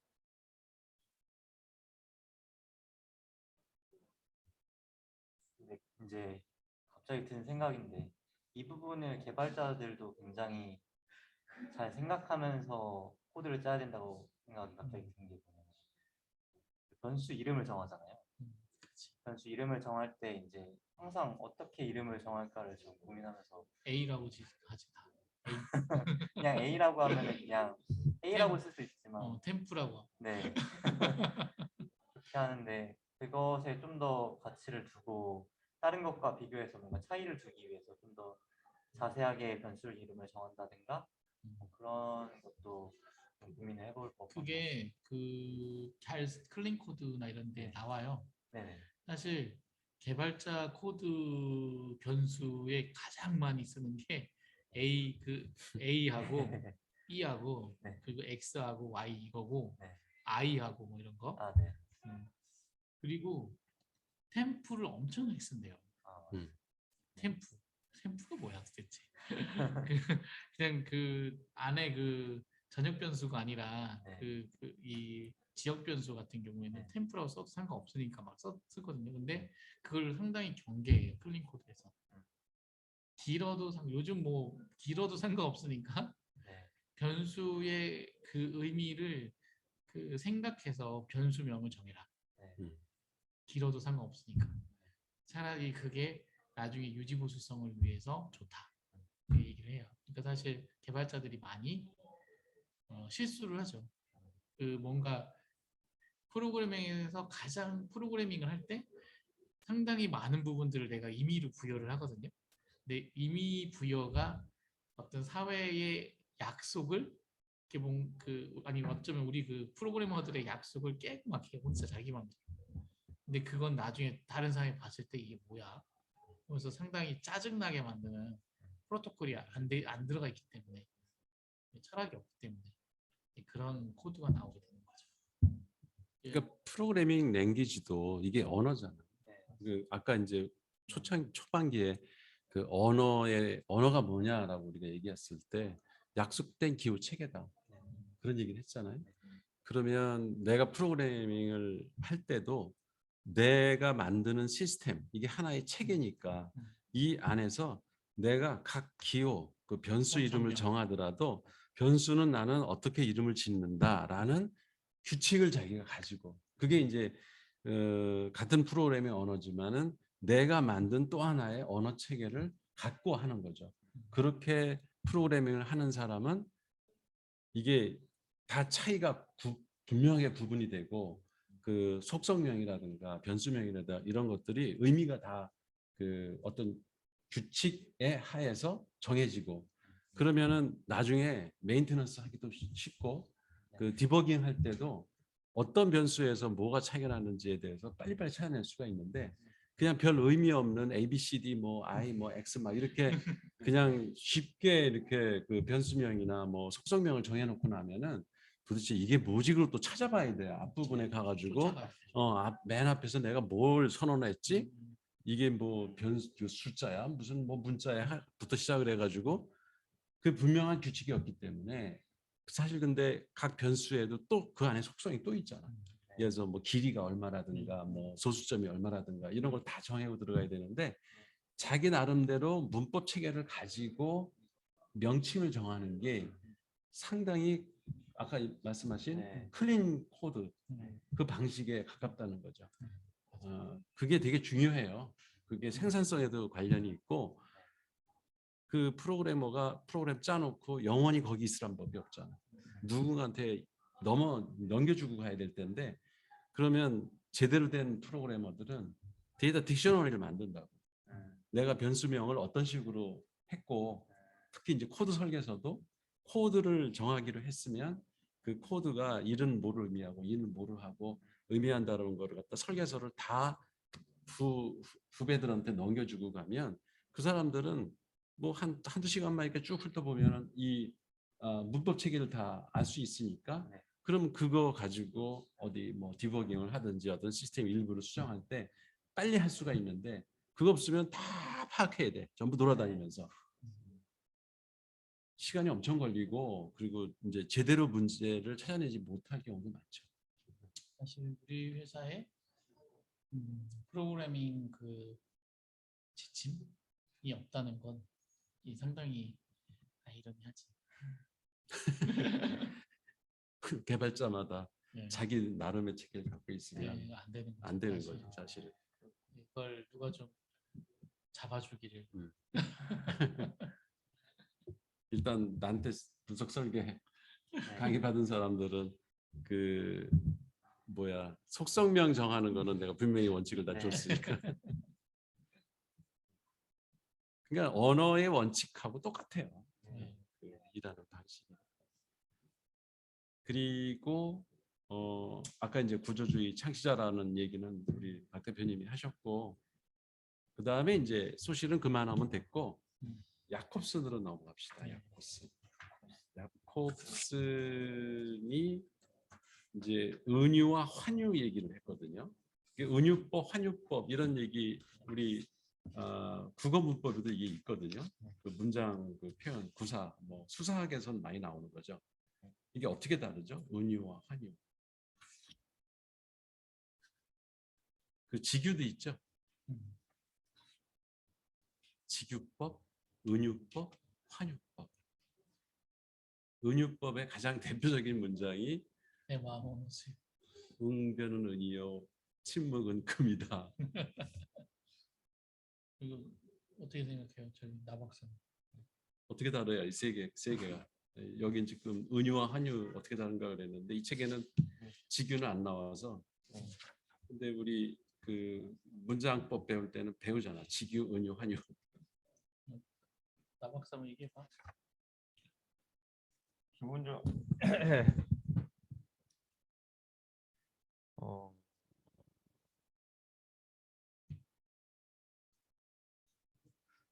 은유는 기본적으로 그 A는 B다라는 식의 접근, 그러니까 이제 특별한 설명이 없이 하나의 단어를 또 다른 매개 없이 그대로 이렇게 표현한 시에서 많이 쓰는 그런 이제 표현 방식으로 이렇게 좀 생각이 들고요. 환유는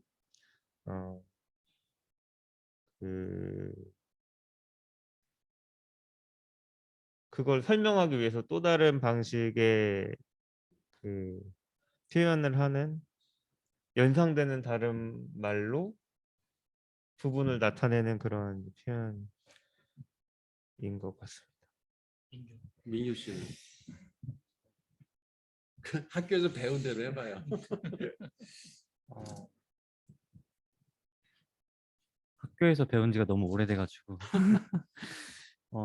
책에 있는 거를 책에 있는 대로 설명을 해보면은 이제 환유는 인접성을 갖는 기호들이 하나의 기호로 표현되는 경우라고 야콥트는 얘기하고 있습니다. 예를 들면 예를 들어 책에서는 이제 먹었다라는 표현을 했는데 무엇을 먹었다, 뭐 밥을 먹었다, 뭐 빵을 먹었다, 이런 빵이나 밥 이런 목적어를 생략하고 먹었다라고 얘기를 해도 그냥 먹었다라고 되는 그런 게 하나로 함축되는 환유, 이런 것들을 환유라고 하고, 그다음에 은유는 유사성을 갖는 기호들이 선택, 대체되는 관계를 은유라고 야콥슨 얘기하고 있습니다. 뭐 이게 네. 은유하면 네. 그 아주 쉽게 예로 기억을 하면 분명히 구분이 되는데, 나도 그 입시 공부할 때 그렇게 우리 국어 선생님이 가르쳐줘서. 그런데 웅변은 은이요, 이게 은유법이다. 은이잖아, 은. 은이요, 그러니까 웅변은 은이요, 침묵은 금이다. 네. 그러니까 무엇을 이렇게 다른 말로 대체하는 거죠. 네, 대체. 그러면 그게 이제 떠오르는 거지. 그 단어가, 그 의미가. 사실은 시인들이 그걸 많이 하고 경구, 이렇게 뭐 속담 이런 데서 은유가 많이 나와요. 그래서 뭐를 뭐라고 이렇게 직접 대입하는 거지. 이 메타포라는 단어가 되게 유명하잖아요. 네, 이거 자체가 딱 하면 딱 떠오르잖아, 메타포. 그리고 이제 여기는 안 나왔지만 직유라는 게 있잖아. 직유는 되게 쉬워. 뭐뭐 같은. 네. 뭐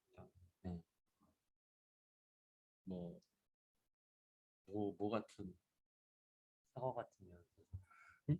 사과 같은 내 얼굴. 그치. 네. 그 호박 같은 얼굴, 네. 앵두 같은 입술, 뭐 네. 이런 게 네. 직유야. 그러니까 바로 이렇게 비교해서 네. 어떤 사물을 묘사할 때 네. 직유라고 하죠. 네. 그러니까 깊이 생각할 필요가 없어. 네. 그냥 그 어떤 속성이나 이런 게 비슷하기 때문에 뭐 당신은 뭐 호박같이 생겼어 그러면 바로 화내잖아. 그게 직유고. 그러니까 대놓고 얘기하는 거지 직유는. 근데 이제 은유는 한번 생각을 해봐야 돼. 네. 예, 웅변은 웅변이 왜 은이지? 그럼 이제 뒤에 말이 침묵은 금이다. 그러면 이제 금과 은이 그 일반적으로 그 금이 더 귀하기 때문에 그게 더 소중하다라는 거를 갖다 빗대어서 얘기하는 그런 네. 거를 이제 은유법이라고. 그리고 환유는 여기 설명이 사실 어려운데 인접성이 갖는 기호들이 하나의 기호로 표현되는 경우고 여기서는 얘도 별로 그렇게 쉽지가 않아. 근데 제일 쉬운 그 환유의 예는 나에게 빵을 다오. 아, 네. 나에게 빵을 주세요. 네. 그러니까 빵은 그 식량을 대변하는 식량의 일부거든. 네. 이 사람이 직접 빵을 달라는 얘기가 아니야. 먹을 걸 달라는 얘기야. 그러니까 먹을 거라고 하는 큰 집합의 일부가 빵인 거예요. 그러니까 먹는 게 뭐 빵만 있겠어? 채소도 있고 뭐 야채도 있고 쌀도 있고 여러 가지가 있는데 그 중에서 대표적으로 서양 사람들은 빵을 주식으로 하기 때문에 그거를 부분이 전체를 대변하는 거. 그런 표현을 이제 환유라고 하죠. 그래서 빵이라는 표현을 보면 이 사람이 실제로는 그 먹을 걸 달라는 얘기구나 이런 식으로 표현하는 방법을 이제 환유법이라고. 영어는 되게 메토님이 네, 메토님이.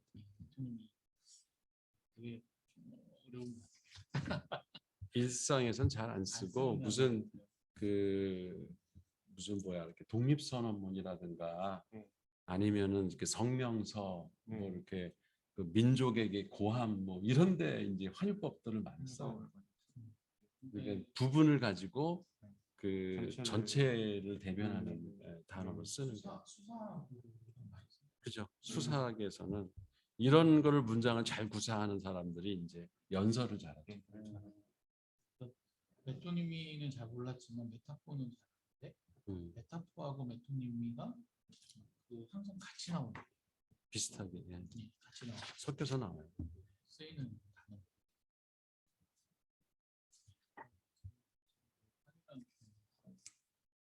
그리고 이제 11번째 토론 주제가 언어 철학을 이해하는 것이 정보 시스템을 분석, 설계해서 개발하는데 왜 중요한가? 지금까지 우리가 했던 이야기들을 이렇게 복기를 하면 이런 걸 이해하면 과연 시스템 특히 이제 설계할 때 분석할 때야 뭐 사용자들이 하는 말을 알아들으면 되는 거니까 그렇게 저기 하지 않은데 이제 설계할 때는 내 창의성이 들어가야 되고 언어 기호학 이런 걸 이해하면은 설계 품질이 좋아지거든. 일단 왜 그럴까? 아까 이제 그 왜 소시르가 기존 언어학과 이제 다르게 페르니쿠스적 전환을 갖고 왔다고 하는 부분이 뭐냐면 우리가 쓰는 단어들, 명칭, 변수명, 속성명, 그 다음에 파일명, 뭐 이런 명칭들을 우리가 많이 만들거든. 설계할 때 없던 것들을 만들어내야 되거든. 그때 이것이 사물을 가리키는 게 아니라는 거, 지시체의 1대1이 아니라는 걸 이해하는 게 되게 중요해요. 그러니까 왜 ER 다이어그램 데이터 모델을 잘 못하는 이유 중에 하나가 이 기호학을 몰라서 그런 거예요, 사실은. 그 엔터티, 네. 엔터티가 뭔지를 사람들이 몰라. 이거는 엔터티는 그냥 신입이 앙이에요. 기표야 그냥. 네. 기표이지 걔가 가리키려고 하는 기의는 설계자의 머릿속에 있는 그 심상이지 실제 사물이 아니라는 거. 이걸 아는 게 되게 중요해요. 그러면 안 틀려요. ERD에서 그 뭐야 이렇게 관계, 네. 그 다음에 사상수, 네. 그 L1대 N이냐 N대 N이냐 무슨 뭐 이게 포린 키가 들어오냐 안 되느냐 이게 다 얘는 그냥 단순히 명칭일 뿐이고 사물 지시체하고 1대1 관계가 아니라는 거를 아는 순간 아주 쉬워지는데 ER 다이어그램 그리는 게 그거를 계속 전통 언어학처럼 이거는 학생 뭐 스튜던트라는 엔터티는 학생을 가리킨다고 착각을 하기 때문에 자꾸 그 인간 학생이 하는 그 행위 그 사람이 갖고 있는 데이터 속성 이런 것들을 자꾸 생각하게 돼요. 그러면 이 문법이 다 틀리는 거예요. 그건 이제 한 예에 불과한 거지. 프로세스 모델에서도 그 뭐 유즈 케이스 다이어그램에서도 액터라든가 그다음에 DFD 이런 데서 나오는 익스터널 에이전트라든가 이런 것들 그 기호라고 하는 것이 다 인간들이 임의로 정한 거예요. 그렇잖아. 아까 임의성이라고 그랬잖아. 그 기표와 그 명칭 간의 의미와의 관계는 임의적으로 설계자가 다 그렇게 정한 거예요. 그리고 아까 프로그래밍 알고리즘에서도 얘기가 나왔지만 변수명 이것도 그냥 정한 거예요. 그리고 함수에 정하고 클래스 이런 거 이렇게 다 정하고 들어가잖아. 그것도 다 임의로 그냥 우리가 정한 거예요. 그건 설계자 마음이고 프로그래머 마음이야. 그리고 그거는 하나의 약속 체계라는 거를 분명히 알아야 되는 거지. 그러면 그 약속을 어딘가에는 그 문법처럼 알려줘야 그 다음 사람이 그 유지보수를 할 수가 있지. 그 개념이 없어 사람들이. 자기가 프로그램 짤 때는 이게 뭐 가장 효율적인 시스템을 짠다고 해놨는데 그 자리를 떠나는 순간 이건 유지보수가 안 돼. 문법을 안 알려주니까. 그잖아. 문법을 모르는데 어떻게 그 언어를 우리가 이해할 수가 있겠어. 그런 것들이 기호학을 공부한 사람이라면 아주 너무나 당연시하게 자기가 어떤 변수명이나 이런 엔터티명이나 속성명이나 이런 거 할 때는 전부 다 그거를 아니 실제 시스템에도 그게 다 돼 있어요. 그걸 그 데이터 딕셔너리를 작성하도록 돼 있다고. 예. 그리고 공문서나 외교문서 이런 데 보면은 문서를 작성하기 전에 거기서 사용하는 기본적인 용어들은 맨 앞에 미리 정의하게 돼 있어. 우리 그 캐리 시스템 할 때 봤잖아. 네. 그 저기 그 원자력 연구소 네. 그 매뉴얼에 보면은 맨 앞에 무조건 그 거기서 사용한 용어에 대한 정의가 다 자세하게 나온다. 네. 그래야 뒤에서 그 단어를 쓸 때 이게 무슨 말인지를 계속 찾아가면서 하다 보면 나중에 다 알게 되거든. 근데 프로그램 짜는 사람들이 그걸 안 해. 자기가 변수를 지멋대로 정해놓고 거기에 대한 정의를 안 하고 들어가. 그러니까 프로그램 안에서 그 의미를 역추적해가지고 이해하려면 상당한 시간이 걸리는 거고 디버깅 할 때도 힘들고 문제가 뭐 수정 시스템 일부를 수정할 때도 그게 엄청난 생산성 낭비가 되는 거예요. 네. 그게 이제 기호학의 이게 원칙들이거든. 그렇게 언어라는 건 약속된 기호 체계이기 때문에 그리고 임의로 기표를 의미를 부여한다라고 하는 이런 아주 기본적인 속성들을 알면 그러면 그 매뉴얼을 작성할 때나 아니면은 프로그래밍을 할 때도 그 문법 기술 작업을 먼저 하고 단어의 의미를 어떻게 부여할 건지에 대한 약속의 체계를 다 알려주고 그리고 왜 코드 설계하죠. 그 코드 설계에서도 반드시 들어가야 되고 그래야 혼란스럽지 않거든. 코드는 더구나 테이블로 안 나타나고 알고리즘 안에 들어가기 때문에 그걸 다 들어가서 찾아가야 돼. 근데 이게 매뉴얼로 돼 있으면 찾아볼 필요 없지. 그냥 그 앞에 약속된 그 기업 시스템을 갖다가 보면 되니까.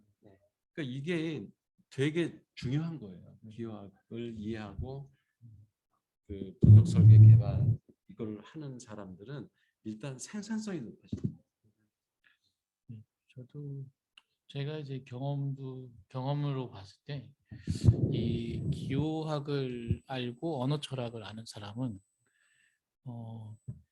그 분석 설계할 때 상당히 큰 도움을 받는다. 그건 사실이 맞아요. 근데 뭐냐? 결국 그 어떤 시스템을 그 업무를 이렇게 분석할 때는 사람들은 다 우리 평가를 해요라고 해요. 평가를 해요. 근데 평가에도 그 상당히 많은 평가들이 있거든요. 그 뭐 먼저는 이렇게 얘 뽑고 얘 뽑고 해가지고 매칭하는 평가도 있고, 그리고 평가라고 하는 게 뭐 이렇게 설문으로 하는 평가도 있고, 그냥 내가 마음대로 그냥 지정하는 것도 평가고, 그리고 평가위원회라고 하는 걸 구성해서 평가고, 사실 다 다른 의미예요. 다른 가치고. 근데 그걸 하나의 언어로 딱 표현하고 거기에서 내가 선택하는 거에 따라서 if else를 가지고서 그 평가를 다 표현하려고 하니까 복잡해지는 거예요.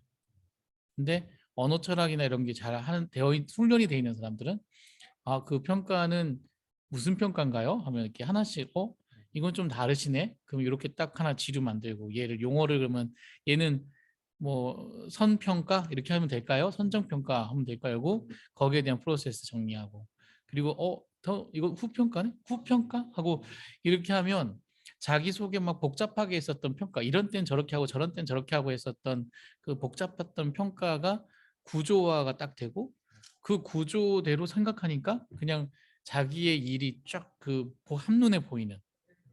사실은 언어를 가지고 복잡한 어떤 사회의 그 사람의 문제를 해결할 때, 그때 그 언어 철학을 한 사람들은 이걸 정말 잘 구분해내거든요. 그리고 그 잘 구분해낸 단어를 엔터티나 프로그램명이나 펑션이나 이런 데 딱 쓰면 정말 깔끔해요. 그냥 그걸 그대로 그 개념을 가지고 그대로 그 업무 그대로 그 개념만 했기 때문에 그걸 그대로 갖고 다니니까 이 사람은 그냥 그 단어만 부르면 그 업무가 쫙 연결되는 거예요. 그러니까 사실 언어 철학의 기표, 기의를 연결의 마술사들이 프로그래밍을 잘할 수밖에 없는 거예요. 프로그래밍 앞에 프로그래밍이라보다는 앞에 분석 설계를 잘할 수밖에 없는 거예요. 근데 그게 잘 돼 있으면 뒤에 프로그래밍은 그냥 얘의 폼문하고 if else문하고 루프문, 이 세 가지 갖고 그냥 이 관계를 데이터 정보를 이렇게 가공하는 거지. 그냥 언어의 가공의 결과가 사실 시스템인 거예요. 사실 언어가 전부예요, 전부. 사람들이 쓰는 언어를 어떻게, 근데 여기서는 이제 구조라는 표현을 썼지만 그 구조를 처음에는 이렇게 논리로 이렇게 풀었다가 그 논리를 프로그래밍 언어로 풀어서 그거를 구조화해 놓으면, 이렇게 모아 놓으면 걔가 프로그래밍이 되는 거예요. 그러니까 언어 철학은 너무 핵심적인 얘기고, 이걸 사실 모르고 어떻게 그 개발을 할 수 있을까라는 들 정도예요. 네, 그만큼 그리고 이게 또 최근에 NLP라고 해서 자연어 처리할 때도 결국 언어를 분해해야 되거든요. 우리는 일상어를 너무 그냥 막 쓰잖아요. 근데 거기서 기표는 뭐고 기의는 뭐고 화용은 또 어느 상황에 어느 단어하고 같이 쓰이는지에 대한 개념이 없으면 얘를 분리해낼 수가 없어요. 그러니까 지금 현대의 그 NLP 자연어 처리라고 하는 영역에서도 이 언어 철학은 핵심 중에 핵심이다. 그리고 그 우리가 지금 결국 AI를 하면서도 느끼는 게 뭐냐면, 저는 AI도 언어 철학화 되고 있어요. 결국은 그 인간이 인식하고 판단하고 그거 하려면 얘를 모아다가 범주화하고 범주화된 거에서 또 뭔가 엮어가지고 추론하고, 결국 이 과정이 아까 그 홈볼트가 그 범주를 언어로 전환한 것처럼 이런 어떤 그 나름대로 기계적으로 범주화돼 있는 것들이 언어와 연결해 가지고 우리가 그 결과를 정리해 놓는다면, 그리고 그 신호와 그 결국 언어로 정리를 딱 해놓고 그거를 서로 연결해 가지고 의미를 만든다면 이게 결국은 앞으로 그 되는 거죠. 근데 아무리 많은 이미지를 분류해서 이렇게 쫙 해놔도 패턴을 찾잖아요. 패턴을 찾으면 걔는 얜 고양이야. 얜 뭔가 하나로 걔로 명명을 해요. 딱 명명을 하고 걔가 가지는 특징을 정리하고 그 특징을 가지고 법칙을 만드는 거야. 이론을 만들고. 그러니까 이게 너무 자연스러운 어떤 인간 문명의 과정이 발달의 과정이고 개발의 과정이고 하다 보니까 내가 너무 그 언어 철학에 꽂혀가지고 이렇게 얘기한지 모르겠지만 아니 근데 그 틀에서 벗어날 수 없는 게 네, 그 왜 우리 라벨런 사업하잖아. 네 라베론이 그 라벨런이 기표를 만드는 네, 거거든. 그렇죠. 그잖아. 그림 보고 그 문장을 만들 어떤 특정 단어를 그 그림과 맞는 매칭이 되는 기표를 정하는 거죠. 기표를 만들어 생산해 내는 게 그 라벨링 사업이거든. 그렇죠. 그러니까 그게 언어의 구조나 특성을 이해 못한 상태에서 라벨링을 한다는 거는 네. 질이 낮을 수밖에 없어요. 그렇죠. 그렇잖아. 그리고 인간의 사고 구조 자체가 뭐 어떤 언어학 이론을 따르더라도 우리 뇌가 언어로 작동하게끔 이미 돼 있잖아. 그걸 거부할 수가 없고 부정할 수가 없잖아. 그리고 프로그래밍 언어라는 것도 랭귀지잖아. 네. 어디가 프로그램 짜는 그 개발하는 언어 자체도 이미 인간의 사고 체계를 흉내내서 약속된 명령어와 그리고 이제 우리가 임의로 부여하는 변수 명에 그거 가지고 조합을 해가지고 프로그램을 짜잖아. 그러니까 그게 다 언어 안에서 일어나는 거고 우리 뭐 모델링으로 해서 얘기했듯이 그 수학도 하나의 언어고 프로그래밍 언어도 언어고 자연어라고 하는 NLP 그것도 언어고 그러니까 언어 아닌 게 사실은 없어요. 따지고 보면. 메시지. 그리고 그 우리가 왜 ER 다이어그램 그리고 프로세스 모델링하고 이거 다 그것도 다 그래픽도 언어거든. 그잖아. 그러니까 표현 수단이 다양한 것들을 어떻게 그 컴퓨터가 이해할 수 있게끔 프로그래밍 언어로 바꿔주는 작업. 그 다음에 그거를 인간이 기계하고 통화할 수 있게 소통할 수 있게 우리가 일반적으로 쓰는 여러 가지 형태의 매체들을 컴퓨터한테 입력을 해주고 그러면 얘는 처리해서 보여주면은 또 우리는 인터페이스를 통해서 그걸 이해해야 되니까 그걸 말로 뭐 읽어주든지 요새 왜 그 클로바 이런 거는 네. 문장을 읽어주잖아. 그게 우리가 이 듣는 그 언어, 이 청각 언어에 익숙하기 때문에 이거 도와주는 거거든. 근데 뭐 책으로 또 보여줘도 그림으로 보여줘도 되고 시각적 언어로 보여줘도 되고. 그러니까 결국은 다 그 언어의 세계에서 왔다 갔다 하는 것이라서 시스템을 개발한다는 것 자체가 사실은 언어의 장난이에요. 네. 그러니까 그거를 이해한다고 하면 프로그래밍을 하는 사람들은 논리학은 기본적으로 그렇죠. 알아야 될 것이고 이런 기호화 구성. 그 다음에 언어라는 게 뭔지에 대한 구조. 기본적인 구조 그리고 왜 프로그래밍 언어에도 옛날에 70년대에는 구조적 언어, 구조적 코볼 뭐 이런 말이 있었어요.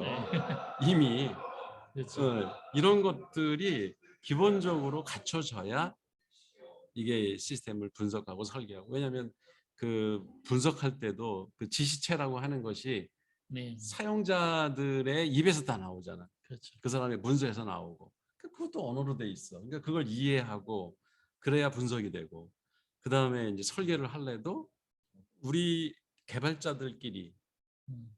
그 소통할 수 있는 수단으로 또 표현을 해놔야 음. 그게 프로그래머한테 정확히 전달이 돼서 개발자도 또 언어를 가지고 프로그램을 짜고 이게 계속 순환 과정이다. 언어에. 제가 이게 사실 그 되게 중요하게 생각하는 건 결국은 그 프로세스가 뭐냐? 프로세스가 뭐예요?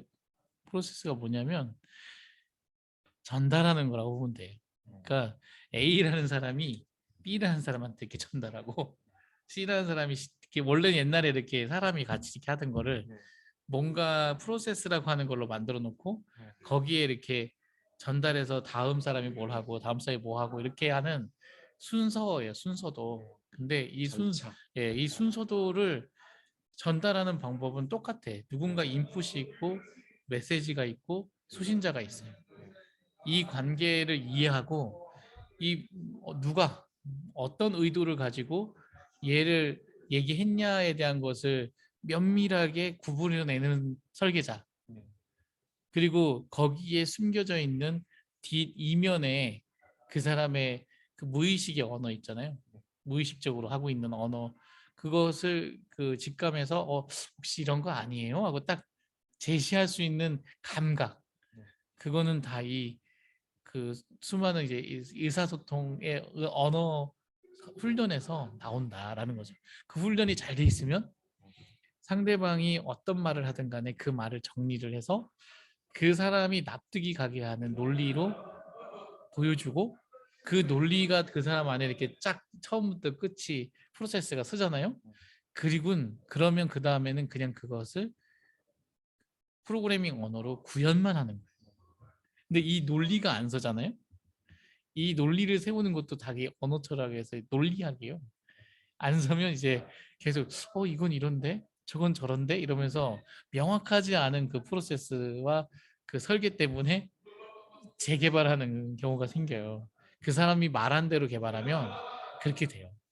근데 내가 그것을 계속 개념화하고 묻고 이거 아니에요 하고 하나 이렇게 또 기표 만들고 기표에다가 의미를 부여해가지고 이거다라고 막 해서 그 사람을 세뇌시키고 그러면 그 사람이 세뇌된 대로 또 이제 따라오고 그거 맞는 것 같네 하면서 또 이렇게 따라오고 그런 과정을 앞단에서 잘 해줘야지 이 뒷단이 편하다는 거죠. 근데 우리 개발이 그렇게 안 되고 그냥 그 사람이 말하는 대로 자기도 뭘 말했는지 모르는 RFP를 가지고 개발부터 시작하는 거예요. 그럼 어떻게 되겠어요? 발신자의 의도 그걸 하나도 모르는 상태에서 쭉 네가 말해준 대로 기회가 했잖아. 정확히 파악하지 않은 상태에서 그쵸. 표현되는 거죠. 그쵸. 예. 그러면 나중에 가면 이건 내가 얘기했던 게 아닌데 그건 그 의미가 아니에요. 그건 내가 그렇게 그 의미로 쓴 게 아니에요. 이러면 이제 다들 벙 뜨는 거지. 그러니까 그 기표와 기를 처음에 서로 잘 맞추고 의미를 명확하게 그리고 당신이 이렇게 썼지만 요것도 있는 것 같아 라고 하는 새로운 기표도 새로운 가치를 만들어서 이렇게 쭉 만들어 놓고 처음에 잘 시작하는 거 이게 이 언어학이 거의 90%다 나가 얘기하는 뭐 이유예요. 지금 이제 그 언어학, 기호학 이런 것들을 우리 그 기업에서 정보 시스템 개발하고 이제 부서 설계할 때 어떻게 적용하는가 이 얘기를 하는 과정에 사실은 이 비트겐슈타인의 언어 철학 얘기가 다 들어 있어요. 무슨 얘기냐면 이전에 그러니까 비트겐슈타인 이전에 이제 지금 훔볼트나 이런 소시르나 이런 사람들은 그거에 하나의 고정된 틀 구조라는 게 우리 뇌에 있든지 뭐 사회적 어떤 합의에 의해서 만들어졌든지 그게 이렇게 바깥에 있다고 생각을 했는데 그게 고정불변의 것이 아니다. 비트겐슈타인은. 근데 이 사람도 초기에는 그렇게 믿었어요. 그래서 그 명확한 명제로 군더더기 없이 진실만을 표현할 수 있는 말이 아니면 침묵하라 이런 얘기를 했었거든. 근데 이 사람도 이제 후기 철학으로 오면서 결국은 그 같은 문장이라도 그 말을 누가 하느냐, 언어의 주체, 말을 하는 발화의 주체가 누구냐, 그게 장소가 어디냐, 또 시간이 어디냐에 따라 똑같은 그 빠롤이 다른 의미로 전달될 수 있어요. 그 뭐 흔히 드는 내가 잘 드는 게 고스톱에서 주거거든. 고스톱에서 주거 하는데 화내는 사람 없거든. 근데 일상 대화에서 너 죽어 그러면은 이건 완전히 말도 안 되는 거잖아. 언어 폭력이고 욕이지. 근데 거기서는 그냥 접으라는 얘기잖아. 또 그만하고 너 이제 다음 순서 기다려라는 그 쉬운 얘기이기 때문에 똑같은 죽어라는 단어지만 그걸 어디서 누가 쓰느냐에 따라 전혀 다른 의미로 다가갈 수 있다고 하는 것. 즉 무슨 얘기냐면 실천, 그 언어를 사용하는 사람이 그 일상생활이나 자기가 언어를 사용하는 환경에서 다른 의미를 찾아가면서 그 문법 구조라는 것도 약간은 변화가 일어날 수가 있고 그 단어의 의미도 변화가 일어날 수 있다라고 하는 거를 받아들이는 측면이 이제 언어 이론에 추가가 되면서 그거를 화형론이라고 그래요. 근데 이 책에는 안 나왔지만 사실 화형론은 이진경 박사가 이제 언어학 전공은 아니니까 그걸 빼먹은 것 같은데 이게 퍼스예요, 퍼스. 여기에는 영국의 누구 다른 사람 이름이 나오는데 그건 별로 중요하지 않은 사람이고 그 미국의 언어 철학자 퍼스란 사람이 그 화형론을 제창을 했어요. 여기 307페이지에 화형론 나오죠. 이 영국의 오스틴이 대표적이다 이러는데 이건 좀 잘못된 정보고 퍼스예요. 그건 뭐 전 세계 언어학자들이 다 인정하는 거예요. 그러니까 그거를 그 화형론을 영어로는 뭐라고 그러냐면 프레그마틱스라고 그래요. 프레그마틱스. 그거의 명사형이 프레그마티즘이거든. 그러니까 학문은 틱스라고 불러. 스태티스틱스 이러잖아. 그래서 이코노믹스 이렇게 익스틱스 이런 게 붙는 거는 학문 이름이거든. 그러니까 프레그마틱스는 그 실용주의 학문을 얘기하는 거야.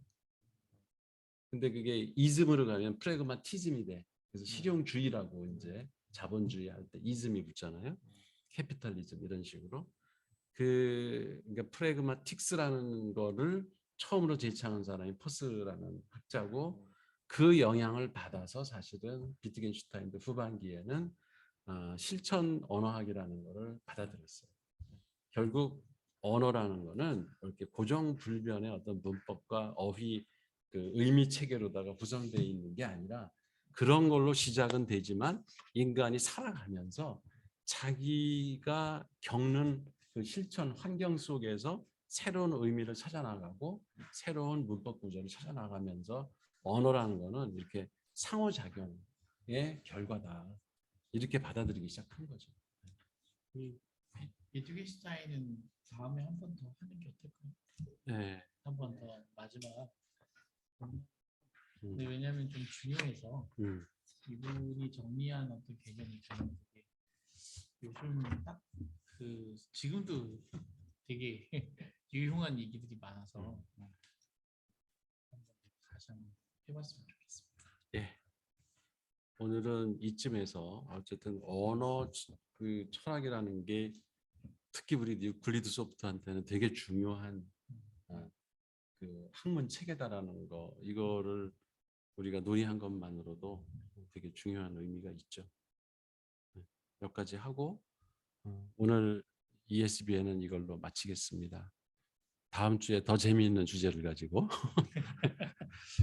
재밌는 거 맞아요? 나만 재밌나 모르겠어. 네. 그래서 이게 자연스럽게 구조주의로 넘어가고 그 마지막이 이제 포스트 구조주의. 네. 그래서 들레즈까지 연결되는 앞으로 빠르면 2주 내에 끝낼 수 있겠네요. 네. 네. 이거 재밌네요. 네. 저는 이렇게 철학이 재밌는지. 그냥 끝내면 돼요. 종료하면 지가 알아서. 사실 모든 게 알면 재밌고 모르면 재미없고. 거죠. 기록 중지부터 해야 되는 거 아니에요? 이거 하면 기록 중지 잘.